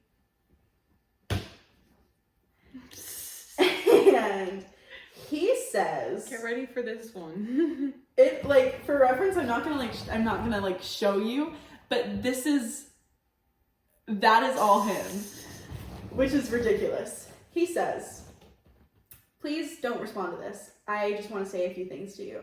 I'm not sure why I do, especially after the things I said to you when we last texted, ... I just miss you, ... And I can't seem to explain why, ... I think of you often when I know I shouldn't. Even when I try to go out of my way to move on and forget you, I can't. I just can't help myself. I think of you no matter what I do. I feel like I should hate it, but I don't, ... I like the thought of you, even if it kills me a little each time, ... I like finding myself reminiscing on the memories of you. This is where it gets terrible. Even when knowing I'll never see your face again. He was definitely drunk when he texted this. 100%. He had to be drunk. I miss your face. The way you looked at me with those eyes of yours. Those eyes of yours. Oh, podcast, it gets so much worse. Your hands slowly running across my face.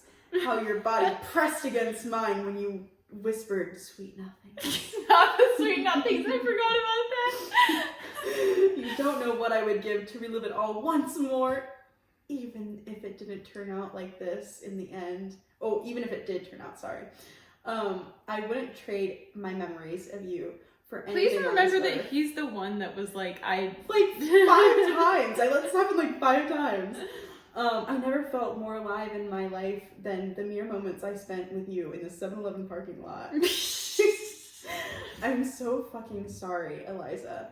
I'm sorry for being a petrified coward, too afraid to be happy for once, too afraid to let you in, too afraid to love, too afraid to be with you, too afraid to be in love with you. Maybe in another life, it worked out differently. Probably not. No. And that's enough for me, ... regardless of it all. I hope you're doing well, Eliza, and I'll always be here for you.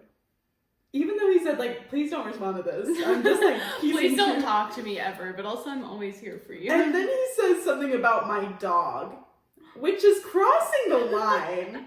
He says, say hi to Truman for me too. I miss him. We both know this is all a big plot to get him, or to get to, what? This is all just a big plot to get to him. Oh, okay, that makes sense, actually. I'm stupid. Even if he is a racist old man.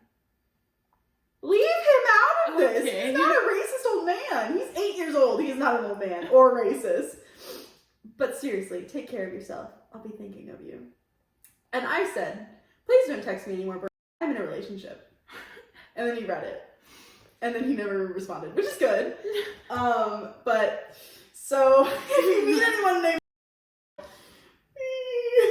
don't do it. Well, I mean, if it's a nice guy, but if it's if it's the person that I talked to, don't talk to him. He's a freak. He's a weirdo. You know why I wear this hat? It's because I'm a fucking weirdo. Anyway, my last breakup is actually going to be my most recent breakup. It's a brief story. We were young and in love, and we spent a whole summer together. He lives in my hometown. It was wonderful. And then I went back to school, and he broke up with me over text, and he was the first, like, love, you know, the first love. And it was heartbreaking and devastating, and I was in a relationship 2 weeks after that. So that's my last breakup.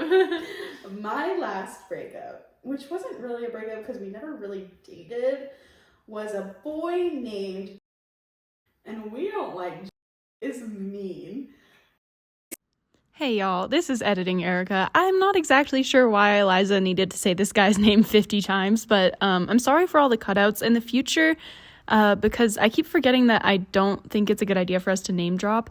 But in the future, we will just come up with code names so that you don't have to listen to all these blank silences. I just think it's a bad idea to like call people out by name, but I forget that when we're filming. So this problem will be resolved in the future. Sorry. So mean. He was one of the sassiest men I ever like talked to. He was so mean. He was so good at arguing. But I'm not gonna talk about the good things, because if I talk about the good things, it's just gonna all be about one thing. And you know what that thing is. Ew, that was so gross. But we met on Tinder, and amazing conversation. Again, amazing chemistry, so funny. The first time he came over, he was so sweet. Like, we didn't do anything for a while, we just talked, and like, it was so nice. And we start talking, whatever, and one thing leads to another. Like, we're arguing every day about like stupid things, and like, I was probably really overdramatic, but like, that's just me, I'm overdramatic. And then finally I'm like, I can't fucking talk to you anymore, I can't stand you, or I'm blocking you, bye. And then probably like 3 months later, I get a text on TikTok. That's so funny. On all platforms, because I blocked him on everything. I just forgot I had him on TikTok. He messages me on TikTok, and he's like, hey pal, how you been? Like, I miss you. And I'm like, wait, I think I still have the conversation from this too. I save all my conversations just so I can show them to people and be like, look at this weird thing that happened to me. Hold on, I gotta wait for TikTok to load. Eliza comes with receipts. Oh yeah, I do. Oh yeah, I do. And he said, hey bub, what's going on with you? I lost all my contacts, so I lost your number. Which is a lie. No, she just blocked him. Yeah, I blocked you, idiot. And I said, why did you decide to text me? And he said, I just wanted to check in. I know we didn't end well, and that's on me. I just wanted to clear the air, I guess. So I unblocked him, and we talked for a little bit. This was and before this she was in a relationship. By the way, I feel like I have to preface that now. Like, I'm so nervous that one of you is gonna send something out of context, and he's gonna be like, what? And he's not even gonna be mad. He's just gonna go, what? And I'm gonna be like, no. But did you ever realize that Ezra has a butthole? Okay. Pineapple, but like, so he texts me and we're talking and it's whatever, and I think I just stopped talking to him because I'm like, I don't really, like, you're sassy. Like, I remember how sassy you were, and I was being sassy back. I was being a bitch because like I was such a doormat with him. Like, I would just let him like yell at me or whatever. But I started being sassy back. I started being mean back. And I was like, this isn't going to go the way that we both wanted to go. I'm going to not text you anymore. And then, like, probably he texted me the first time on January 18th after not talking to him again. And then I stopped talking to him.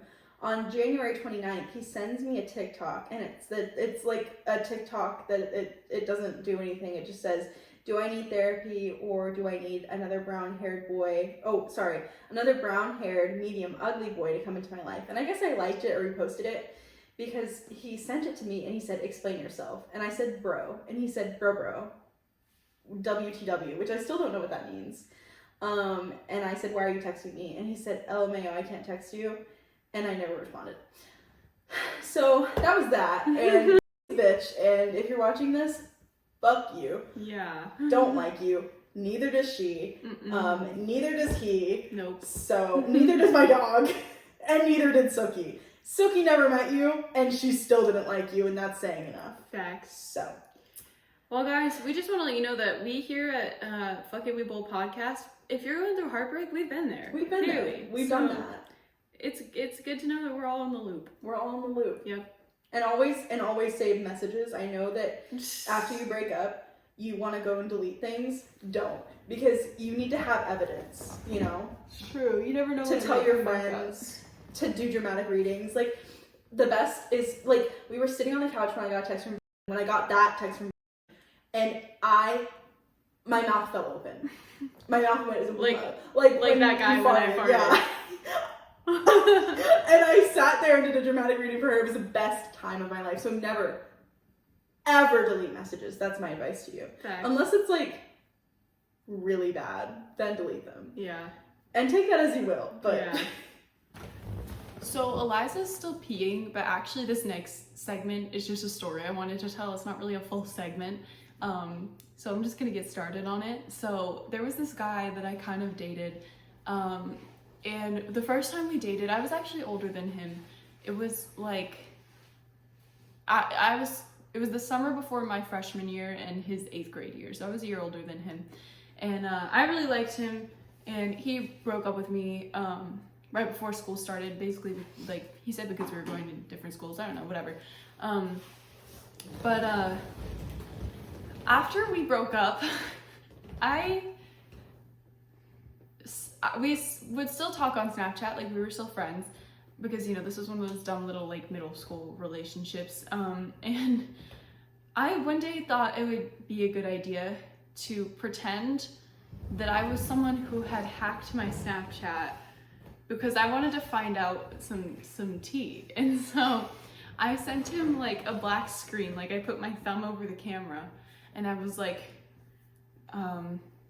who are you and why are you on this bitch's Snapchat? And I sent it to him and he was like, can I say his name? I feel like he wouldn't care. He was like, I'm and I was like, then I sent him a picture as me, like of my face, and I was like, is someone Snapchatting you from my account? And he was like, yeah. And then I sent another one with the black screen, and I was like, don't listen to a word this bitch says, like she's a liar. I was my own A. And I was like, and then he was like, what do you mean? And then I Snapchatted him again as me, and I was like, what's he saying? And I think I said like, oh, like it's this guy that like he wanted to date, and like I wouldn't date him, whatever. Like I was setting up this whole story where like I'm the like pretty princess victim, and like some guys spreading lies, and it's literally me. And he was like, let me just talk to him, like don't send anything, let me just talk to him. And I was like, okay. And so basically I set up this whole story of like, yeah, we were dating and she cheated on me, whatever.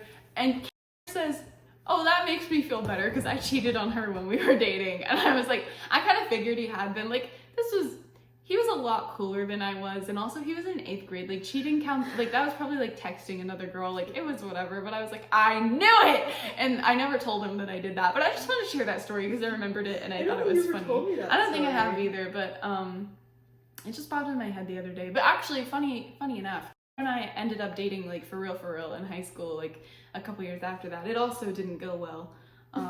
But we're still kind of friends. I like that guy. That's sweet. Yeah. Is the next segment the segment I think it is? Nope. Fuck. Well, we're doing fake ads now. Oh, fuck. I changed my shirt too early. Oh. Shit. Okay, guys, it's time for another word from our sponsors. Can I get sued for this? No. Okay. Because we're not saying any specific...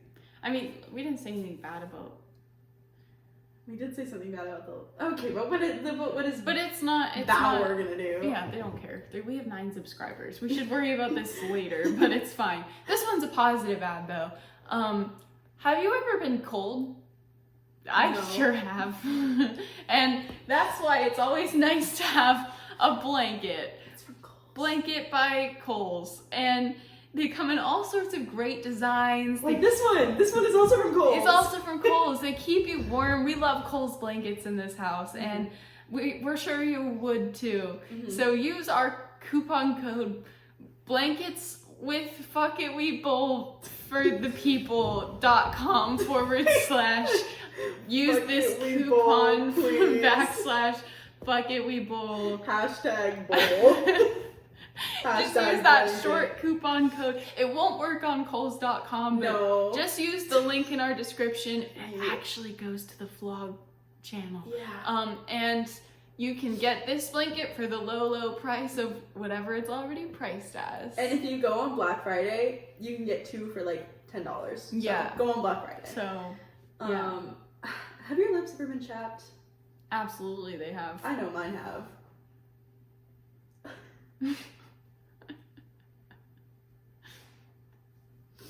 That's why I use Aquaphor. Aquaphor comes in many shapes and sizes. It comes in a tub, it comes in a thing, it comes in a chapstick, it comes in a bigger chapstick, it's like this big. And I love Aquaphor. I like Burt's Bees too, but this isn't about them. This is about Aquaphor, because I can't find my Burt's Bees And when one. you have us do your ads, we won't mention that we also use No. the competitors. But Aquaphor is immediate relief for your chapped and dry lips.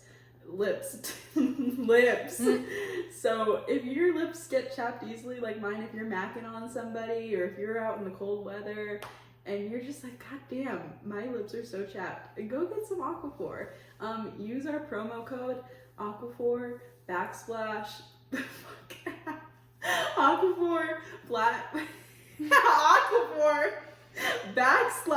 / Fuck It We Bowl podcast / please buy / Aquaphor / Have you ever been in the mood to party, but Yeah. there's nothing establishing the vibe?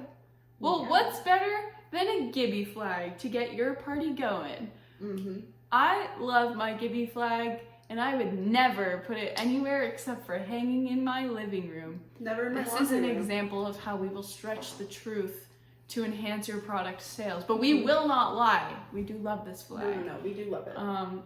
So buy your Gibby flag today at www.gibbyflag.com / fuckitwebull / best sponsors ever / we will be giving them adplacements.com / 10% off / fuckitwebull. Backsplash.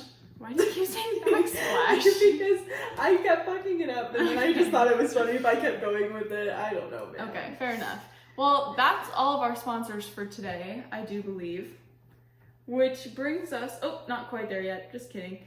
Which brings us to the very quick topic of, I thought we could talk about some toxic things that we've done in past relationships really quick. I just think that's a funny topic. For instance, that boyfriend I was talking about, the one who took me to his prom, I didn't like him because he didn't like my dog. So I did this thing that my mom says is immature and that I have a tendency to do, where I sometimes push people away until they leave me because I don't like to be the one that leaves, like break up or like leave a friendship or a relationship or like anything like that. So I was kind of pushing him away, and we went to this prom together, and I spent the entire prom dancing with his friend's date. So me and this girl just were dancing with each other the entire prom and neglecting the guys that we went with. I was like, you Yeah. danced with another guy? Well, there were some vibes between me and the girl, so it was still a little bit, they could tell. And they were also both, I think, openly homophobic, so they weren't huge fans of this. A lot of the other people at the prom were huge fans of this. So I miss that girl. I wish I remember her name. It started with a V. Vivian. No. Vivian. No. Okay. Vivi. I hurt my finger. I hope I can still dance. No, I don't Just sit on remember. the swing. But that was something toxic that I did once. Your turn. Oh, I don't know if I can talk about this on the podcast. I think you can. So during my relationship, I know I literally just said I wasn't going to talk about my relationship with but during my relationship, I was friends with all of his friends. And one of the things, and I guess this wasn't toxic toward really, which is surprising because I was very toxic in that relationship.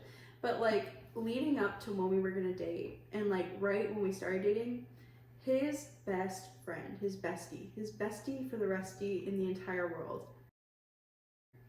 he had a big fat crush on me. Weirdly, like obsessed with me. And have you seen? Mm-hmm. I've shown you a picture. I feel like I've shown you a picture. That's all you need to know. Just my face. And I remember calling him. Like I remember dropping off my car and telling him like still really likes me, and I feel like we have to ask for permission to like date basically. And like, yeah, it's probably the right thing to do because like he does have a big fat crush on you. And I'm like, yeah, it's probably the right thing to do. So I remember sitting at my kitchen counter at my old house, and I called him and I was like, hey, and he was like, hey, what's up? And I'm like, so you know I like you, right? And he's like, yeah. And I'm like, listen, I know that you like me because you told me you liked me and you make it really obvious. And like we all went to the beach together before this, and this is when I started realizing I really liked it. And I was like cuddling with the whole time, and like we were hanging out at the beach together, and I was visibly upset. And I was like, listen, I want to date, but I felt like I should clear it with you because like I feel like it's the right thing to do. He was like, fine. And he was being sassy. So I was like, you know what? I really like you. I really, really like you. I don't like you. I don't find you attractive. Blah, blah, blah, whatever. So we've been beefing. We're friends. Like, I'll hang out with all of them together. We're friends, whatever. And then one day, we go to my friend Gabe's, or my friend at the time, Gabe's graduation party. And I brought cookies. I made cookies because that's like a fun summery thing to buy or to make. And they're the strawberry lemonade cookies. I don't know if you had those the last time I made them. The best cookies I've ever made ever. And it was like a potluck thing. And I remember, like, this is such a like meaningless thing to be angry about, but brought stuffing. Like, why would you bring stuffing to your graduation? Like, what are you, like, are we just gonna eat the stuffing? They didn't even bring gravy. And it's also in the summer. Stuffing is it's definitely Thanksgiving. Like, exclusively Thanksgiving. Like, why are you bringing stuffing? Like, I don't even think they sell stuffing unless it's Thanksgiving. I do love stuffing, but it would still be weird if someone brought it. But I'd have to be in a mood for stuffing, and they had to make it. They didn't even make it. They brought the box. Oh my god. So they had to make it at the house. I was like, oh, that's so dumb. And I was like, why did you bring stuffing? And like, I guess I kind of said it kind of mean, but Mark got so mad at me. He was like, why are you being such a bitch? And I look at him, and he doesn't say a thing. He doesn't say a word. And in my mind, he's backing up. And I'm like, okay, so I do not talk to him the rest of the night. And I'm acting like a bitch the whole time. And then I leave. And they both call me on Discord. Oh, okay. And they're like, what the fuck? And I'm like, what? And they're like, why would you be like that? And I'm like, why the fuck would you bring stuffing? I'm really concerned. Like, are you okay? And they're like, why would you be a bitch about it, like, in front of all of our friends? And I'm like, was Trevor there? Who the fuck is Trevor? I'm cutting this from the podcast, but I won the argument. That was really good. Thank you. That was really good. That was really good. That was really sneaky. That was really funny. I'm not gonna give you. There's no context for this, but just maybe you'll get context later. Just know that it was clever. It was clever and it was sneaky and it was good. God! Have you just been thinking about it this whole time? No, okay, I'll cut this too, but I went to your Instagram and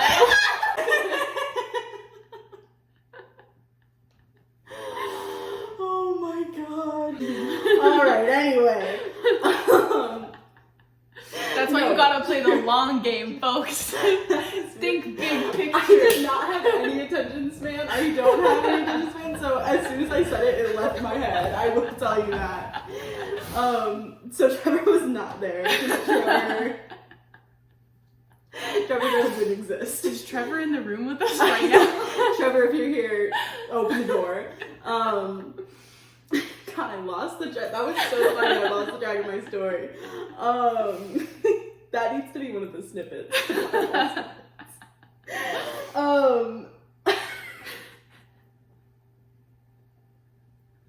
Anyway. Oh my god. So the stuffing. Oh, the stuffing.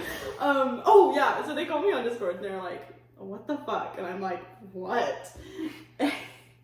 It's a whole thing. This goes on for like 2 hours, and they're like bombarding me, and I have never like past that point. And I broke up probably like 6 months after that.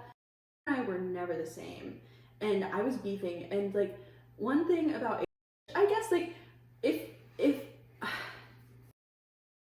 never do this, but if being an asshole to you, I would always take my best friend's side. Like yeah, I'm not gonna not take. And I guess like I blamed because like it's their friendship and not like my friendship, because I would probably do the same thing. Like if we brought stuffing to a party, which we would never do because we're classy. Right. We have some class, we have some decorum. But if we brought something stupid to a party, I would be like, why would we not bring this? But they're besties, so I guess it makes sense. But like I fucking hated I tried to like make them not be friends for a really long time, and whenever like can we go over to I'm like, no, I don't want to go over to my tummy hurts. I don't want to go. So yeah, that was really not nice of me to do, because I'm sure I was gonna say he's a good person, but he's not a good person. He's actually a dick bag.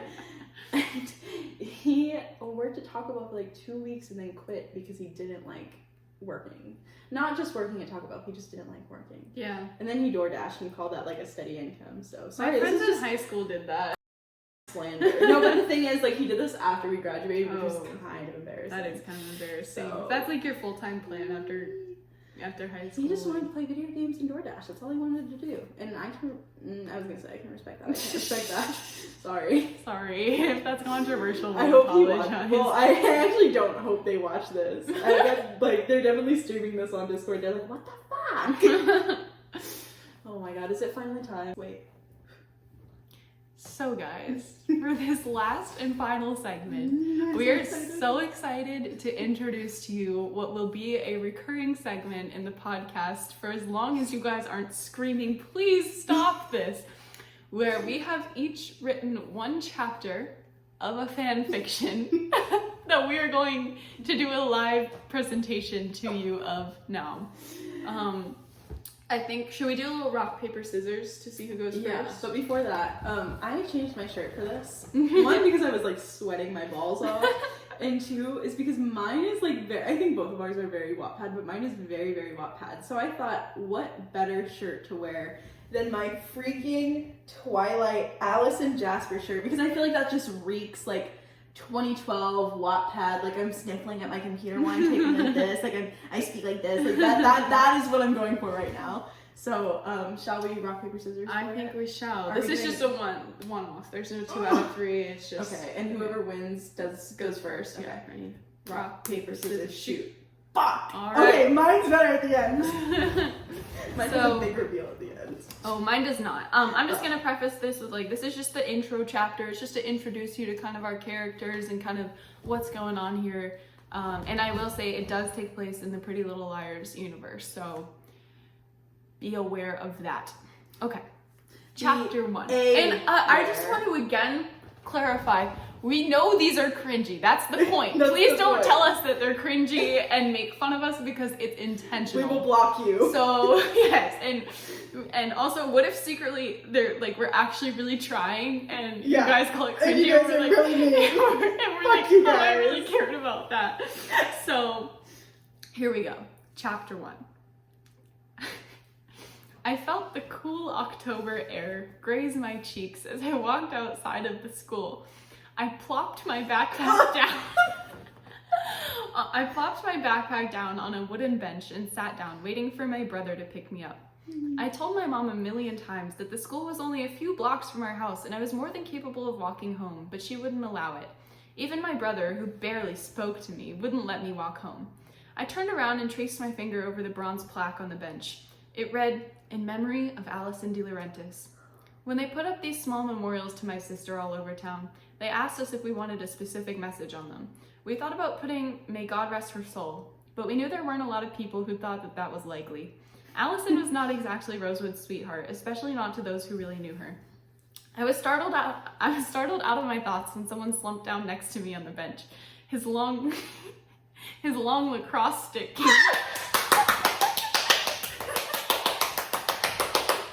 Sorry. His long lacrosse stick came dangerously close to the tip of my nose. He smiled at me. His long lacrosse dick. How's it going, Mouse? He asked. It was Mike Montgomery, a boy in my grade who was much cooler than me. The only reason he talked to me at all was that his sister was friends with mine before she died. He called me Mouse because I was quiet, especially compared to Allison. Can you move your stick? I asked. He pulled it away and laid it down on the ground gently.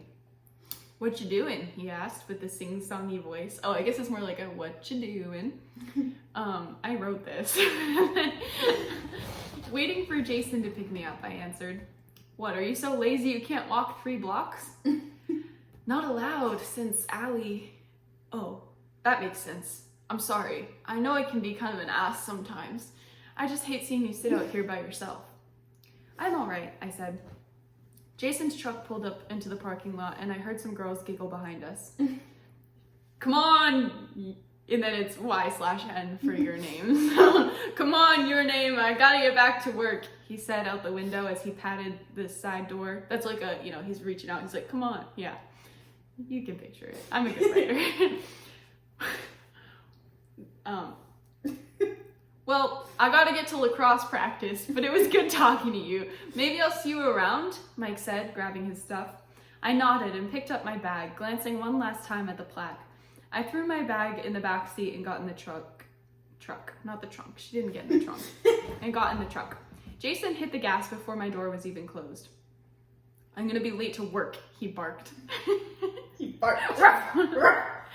It's not my fault you got here late, I mumbled. Well, you certainly weren't in a hurry to leave. What were you doing talking to that Montgomery kid anyway? That family is bad news. He was talking to me. I was just being polite. And since when do you hate the Montgomerys? I know you had a thing for Aria. Jason slammed his hand against the steering wheel. Like that. Don't say her name. Jason, I know you're upset about Allison, but not everyone is out to get us. What do you know? Aria was one of the last people to see Allison alive. That doesn't bother you? I don't trust her and I don't trust her brother. I don't want to see you talking to him again. See, we're establishing that there's kind of a thing going on here. Beefing. You're not my dad, I grumbled. Jason ignored me and we drove the rest of the way home in silence. When I walked in the door, the house was quiet and cold. Ever since they found Allie's body, Mom was behind on bills and sometimes the heat would be turned off. I feel like there's always depressing circumstances. I grabbed a blanket and some chips and sat on the couch, ready to turn my brain off for the night. Wait, she just got home from school. It's like 3 p.m. As I went to grab the remote, my phone lit up. New text message from unknown number. Ooh. Who's it gonna be from? I bet you guys are so excited for chapter 2, but first, I'm excited. let's hear Eliza's I'm first so chapter. excited. I'm gonna love this because this is her favorite character in the Pretty Little Liars universe. Mine is also in the Pretty Little Liars universe. I'm so excited to reveal this to you guys. And I made a little cute edit. I I just saw the picture again. I made a cute little edit of my favorite character to put along with the fan fiction, because like, you know, the Wattpad stories, they have the title and then the cover picture. Yeah. This is gonna be the cover picture when I inevitably post it on Wattpad, because all of you guys are gonna want to go back and read it. Your life was an endless mess before it had even started. Even though you graduated with a distinguished double major degree in contemporary English literature and a high-level education. Sorry, this is fucking unreadable. You felt lost in a world where all your fellow graduates had already found their path. You searched for months looking at online ads for housing and jobs around Philadelphia, and it almost seemed hopeless.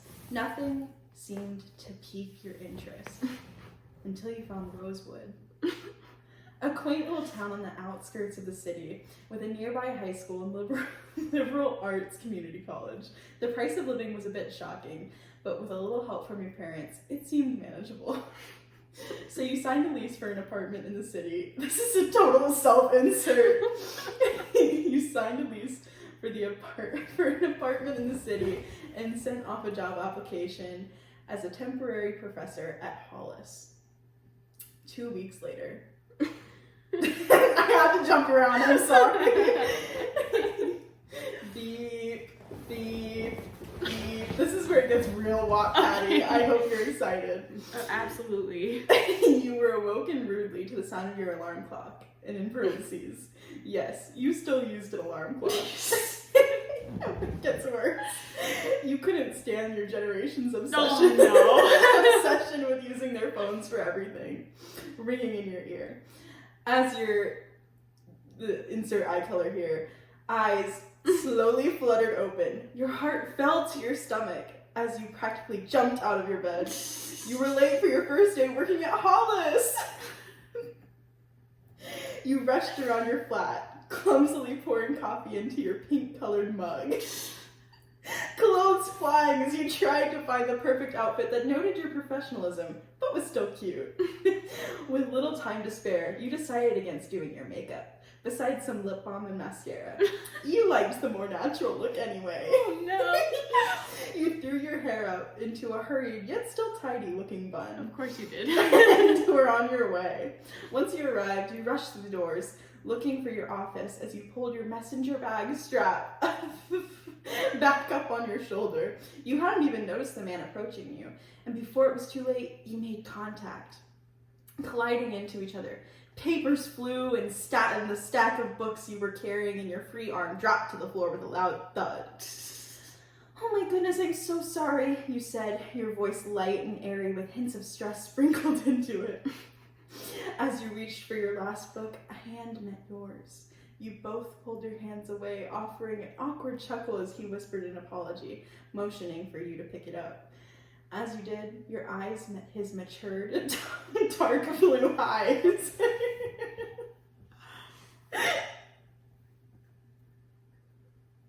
I love when his eyes are matured. Your lips pursed as a hot blush rose to your cheeks once you had been able to get a good look at the man in front of you. "You must be Mrs. last name," he said. His voice was soft, but still deep. He was an older-looking man with short brown hair and a gentle look to him. He seemed wise, and in the back of your mind, you admired how he looked like he aged like a fine wine. Is this Byron? I don't know. Oh, yes. Please, call me YN. You smiled as he offered a hand out to you to shake. However, you laughed awkwardly as you had no free hands. It gets so much worse. I'm crying.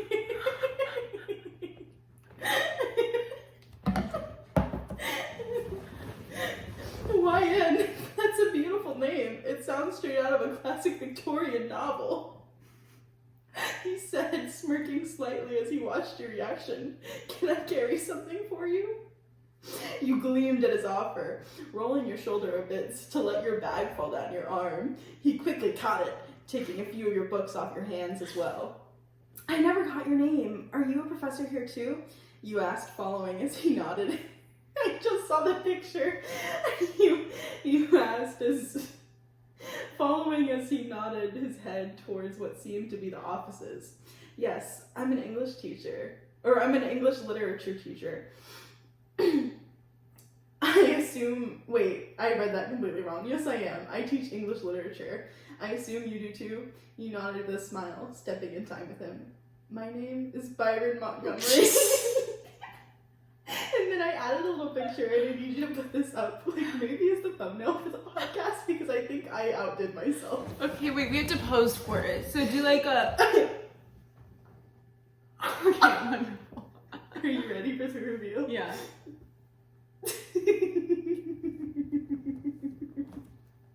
I'm so sad that you guys got to see it before I did, but wow. Just another reminder that this is what it looks like. It's so sweet. And I think I'm gonna make a new one every time I write. So that was my Byron X-Reader fanfiction. I hope you really liked it. You really had us set up for Ezra there. And I know. I was like, you're describing this man as like 50. Like, it can't be Ezra. Oh, he is 50. I looked it up. Okay. Wow. I'm crying. That was so good. That was good. I think I'm gonna make him like a bad boy. Oh, okay. Because like he had his bad boy era. Yeah.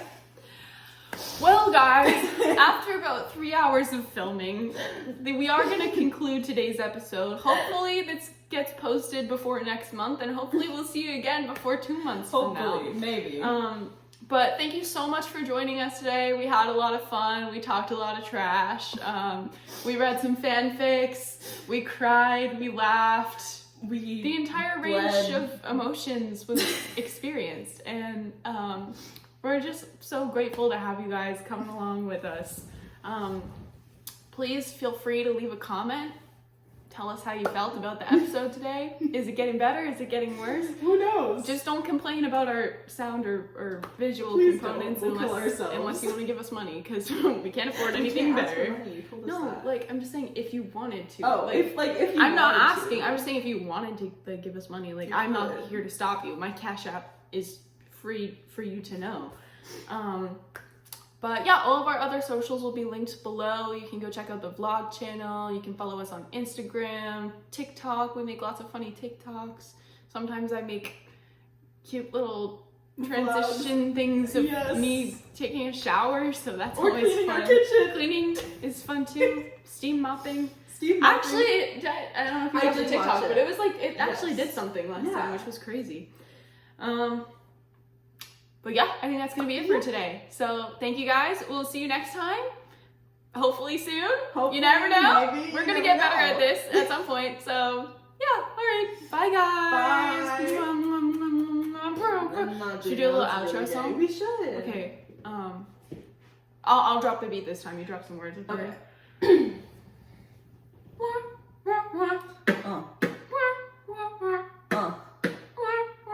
Bizzle on track. Daddy nice guy. Fuck it, we bowl. Fuck it, we bowl. It's a podcast. It's a podcast, not a schmodcast. No. And this is the end. Oh. End of the podcast. Oh, fuck it, we bowl.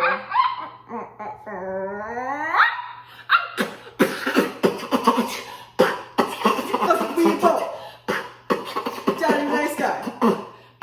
E-bizzle. My hands are filled with spit now.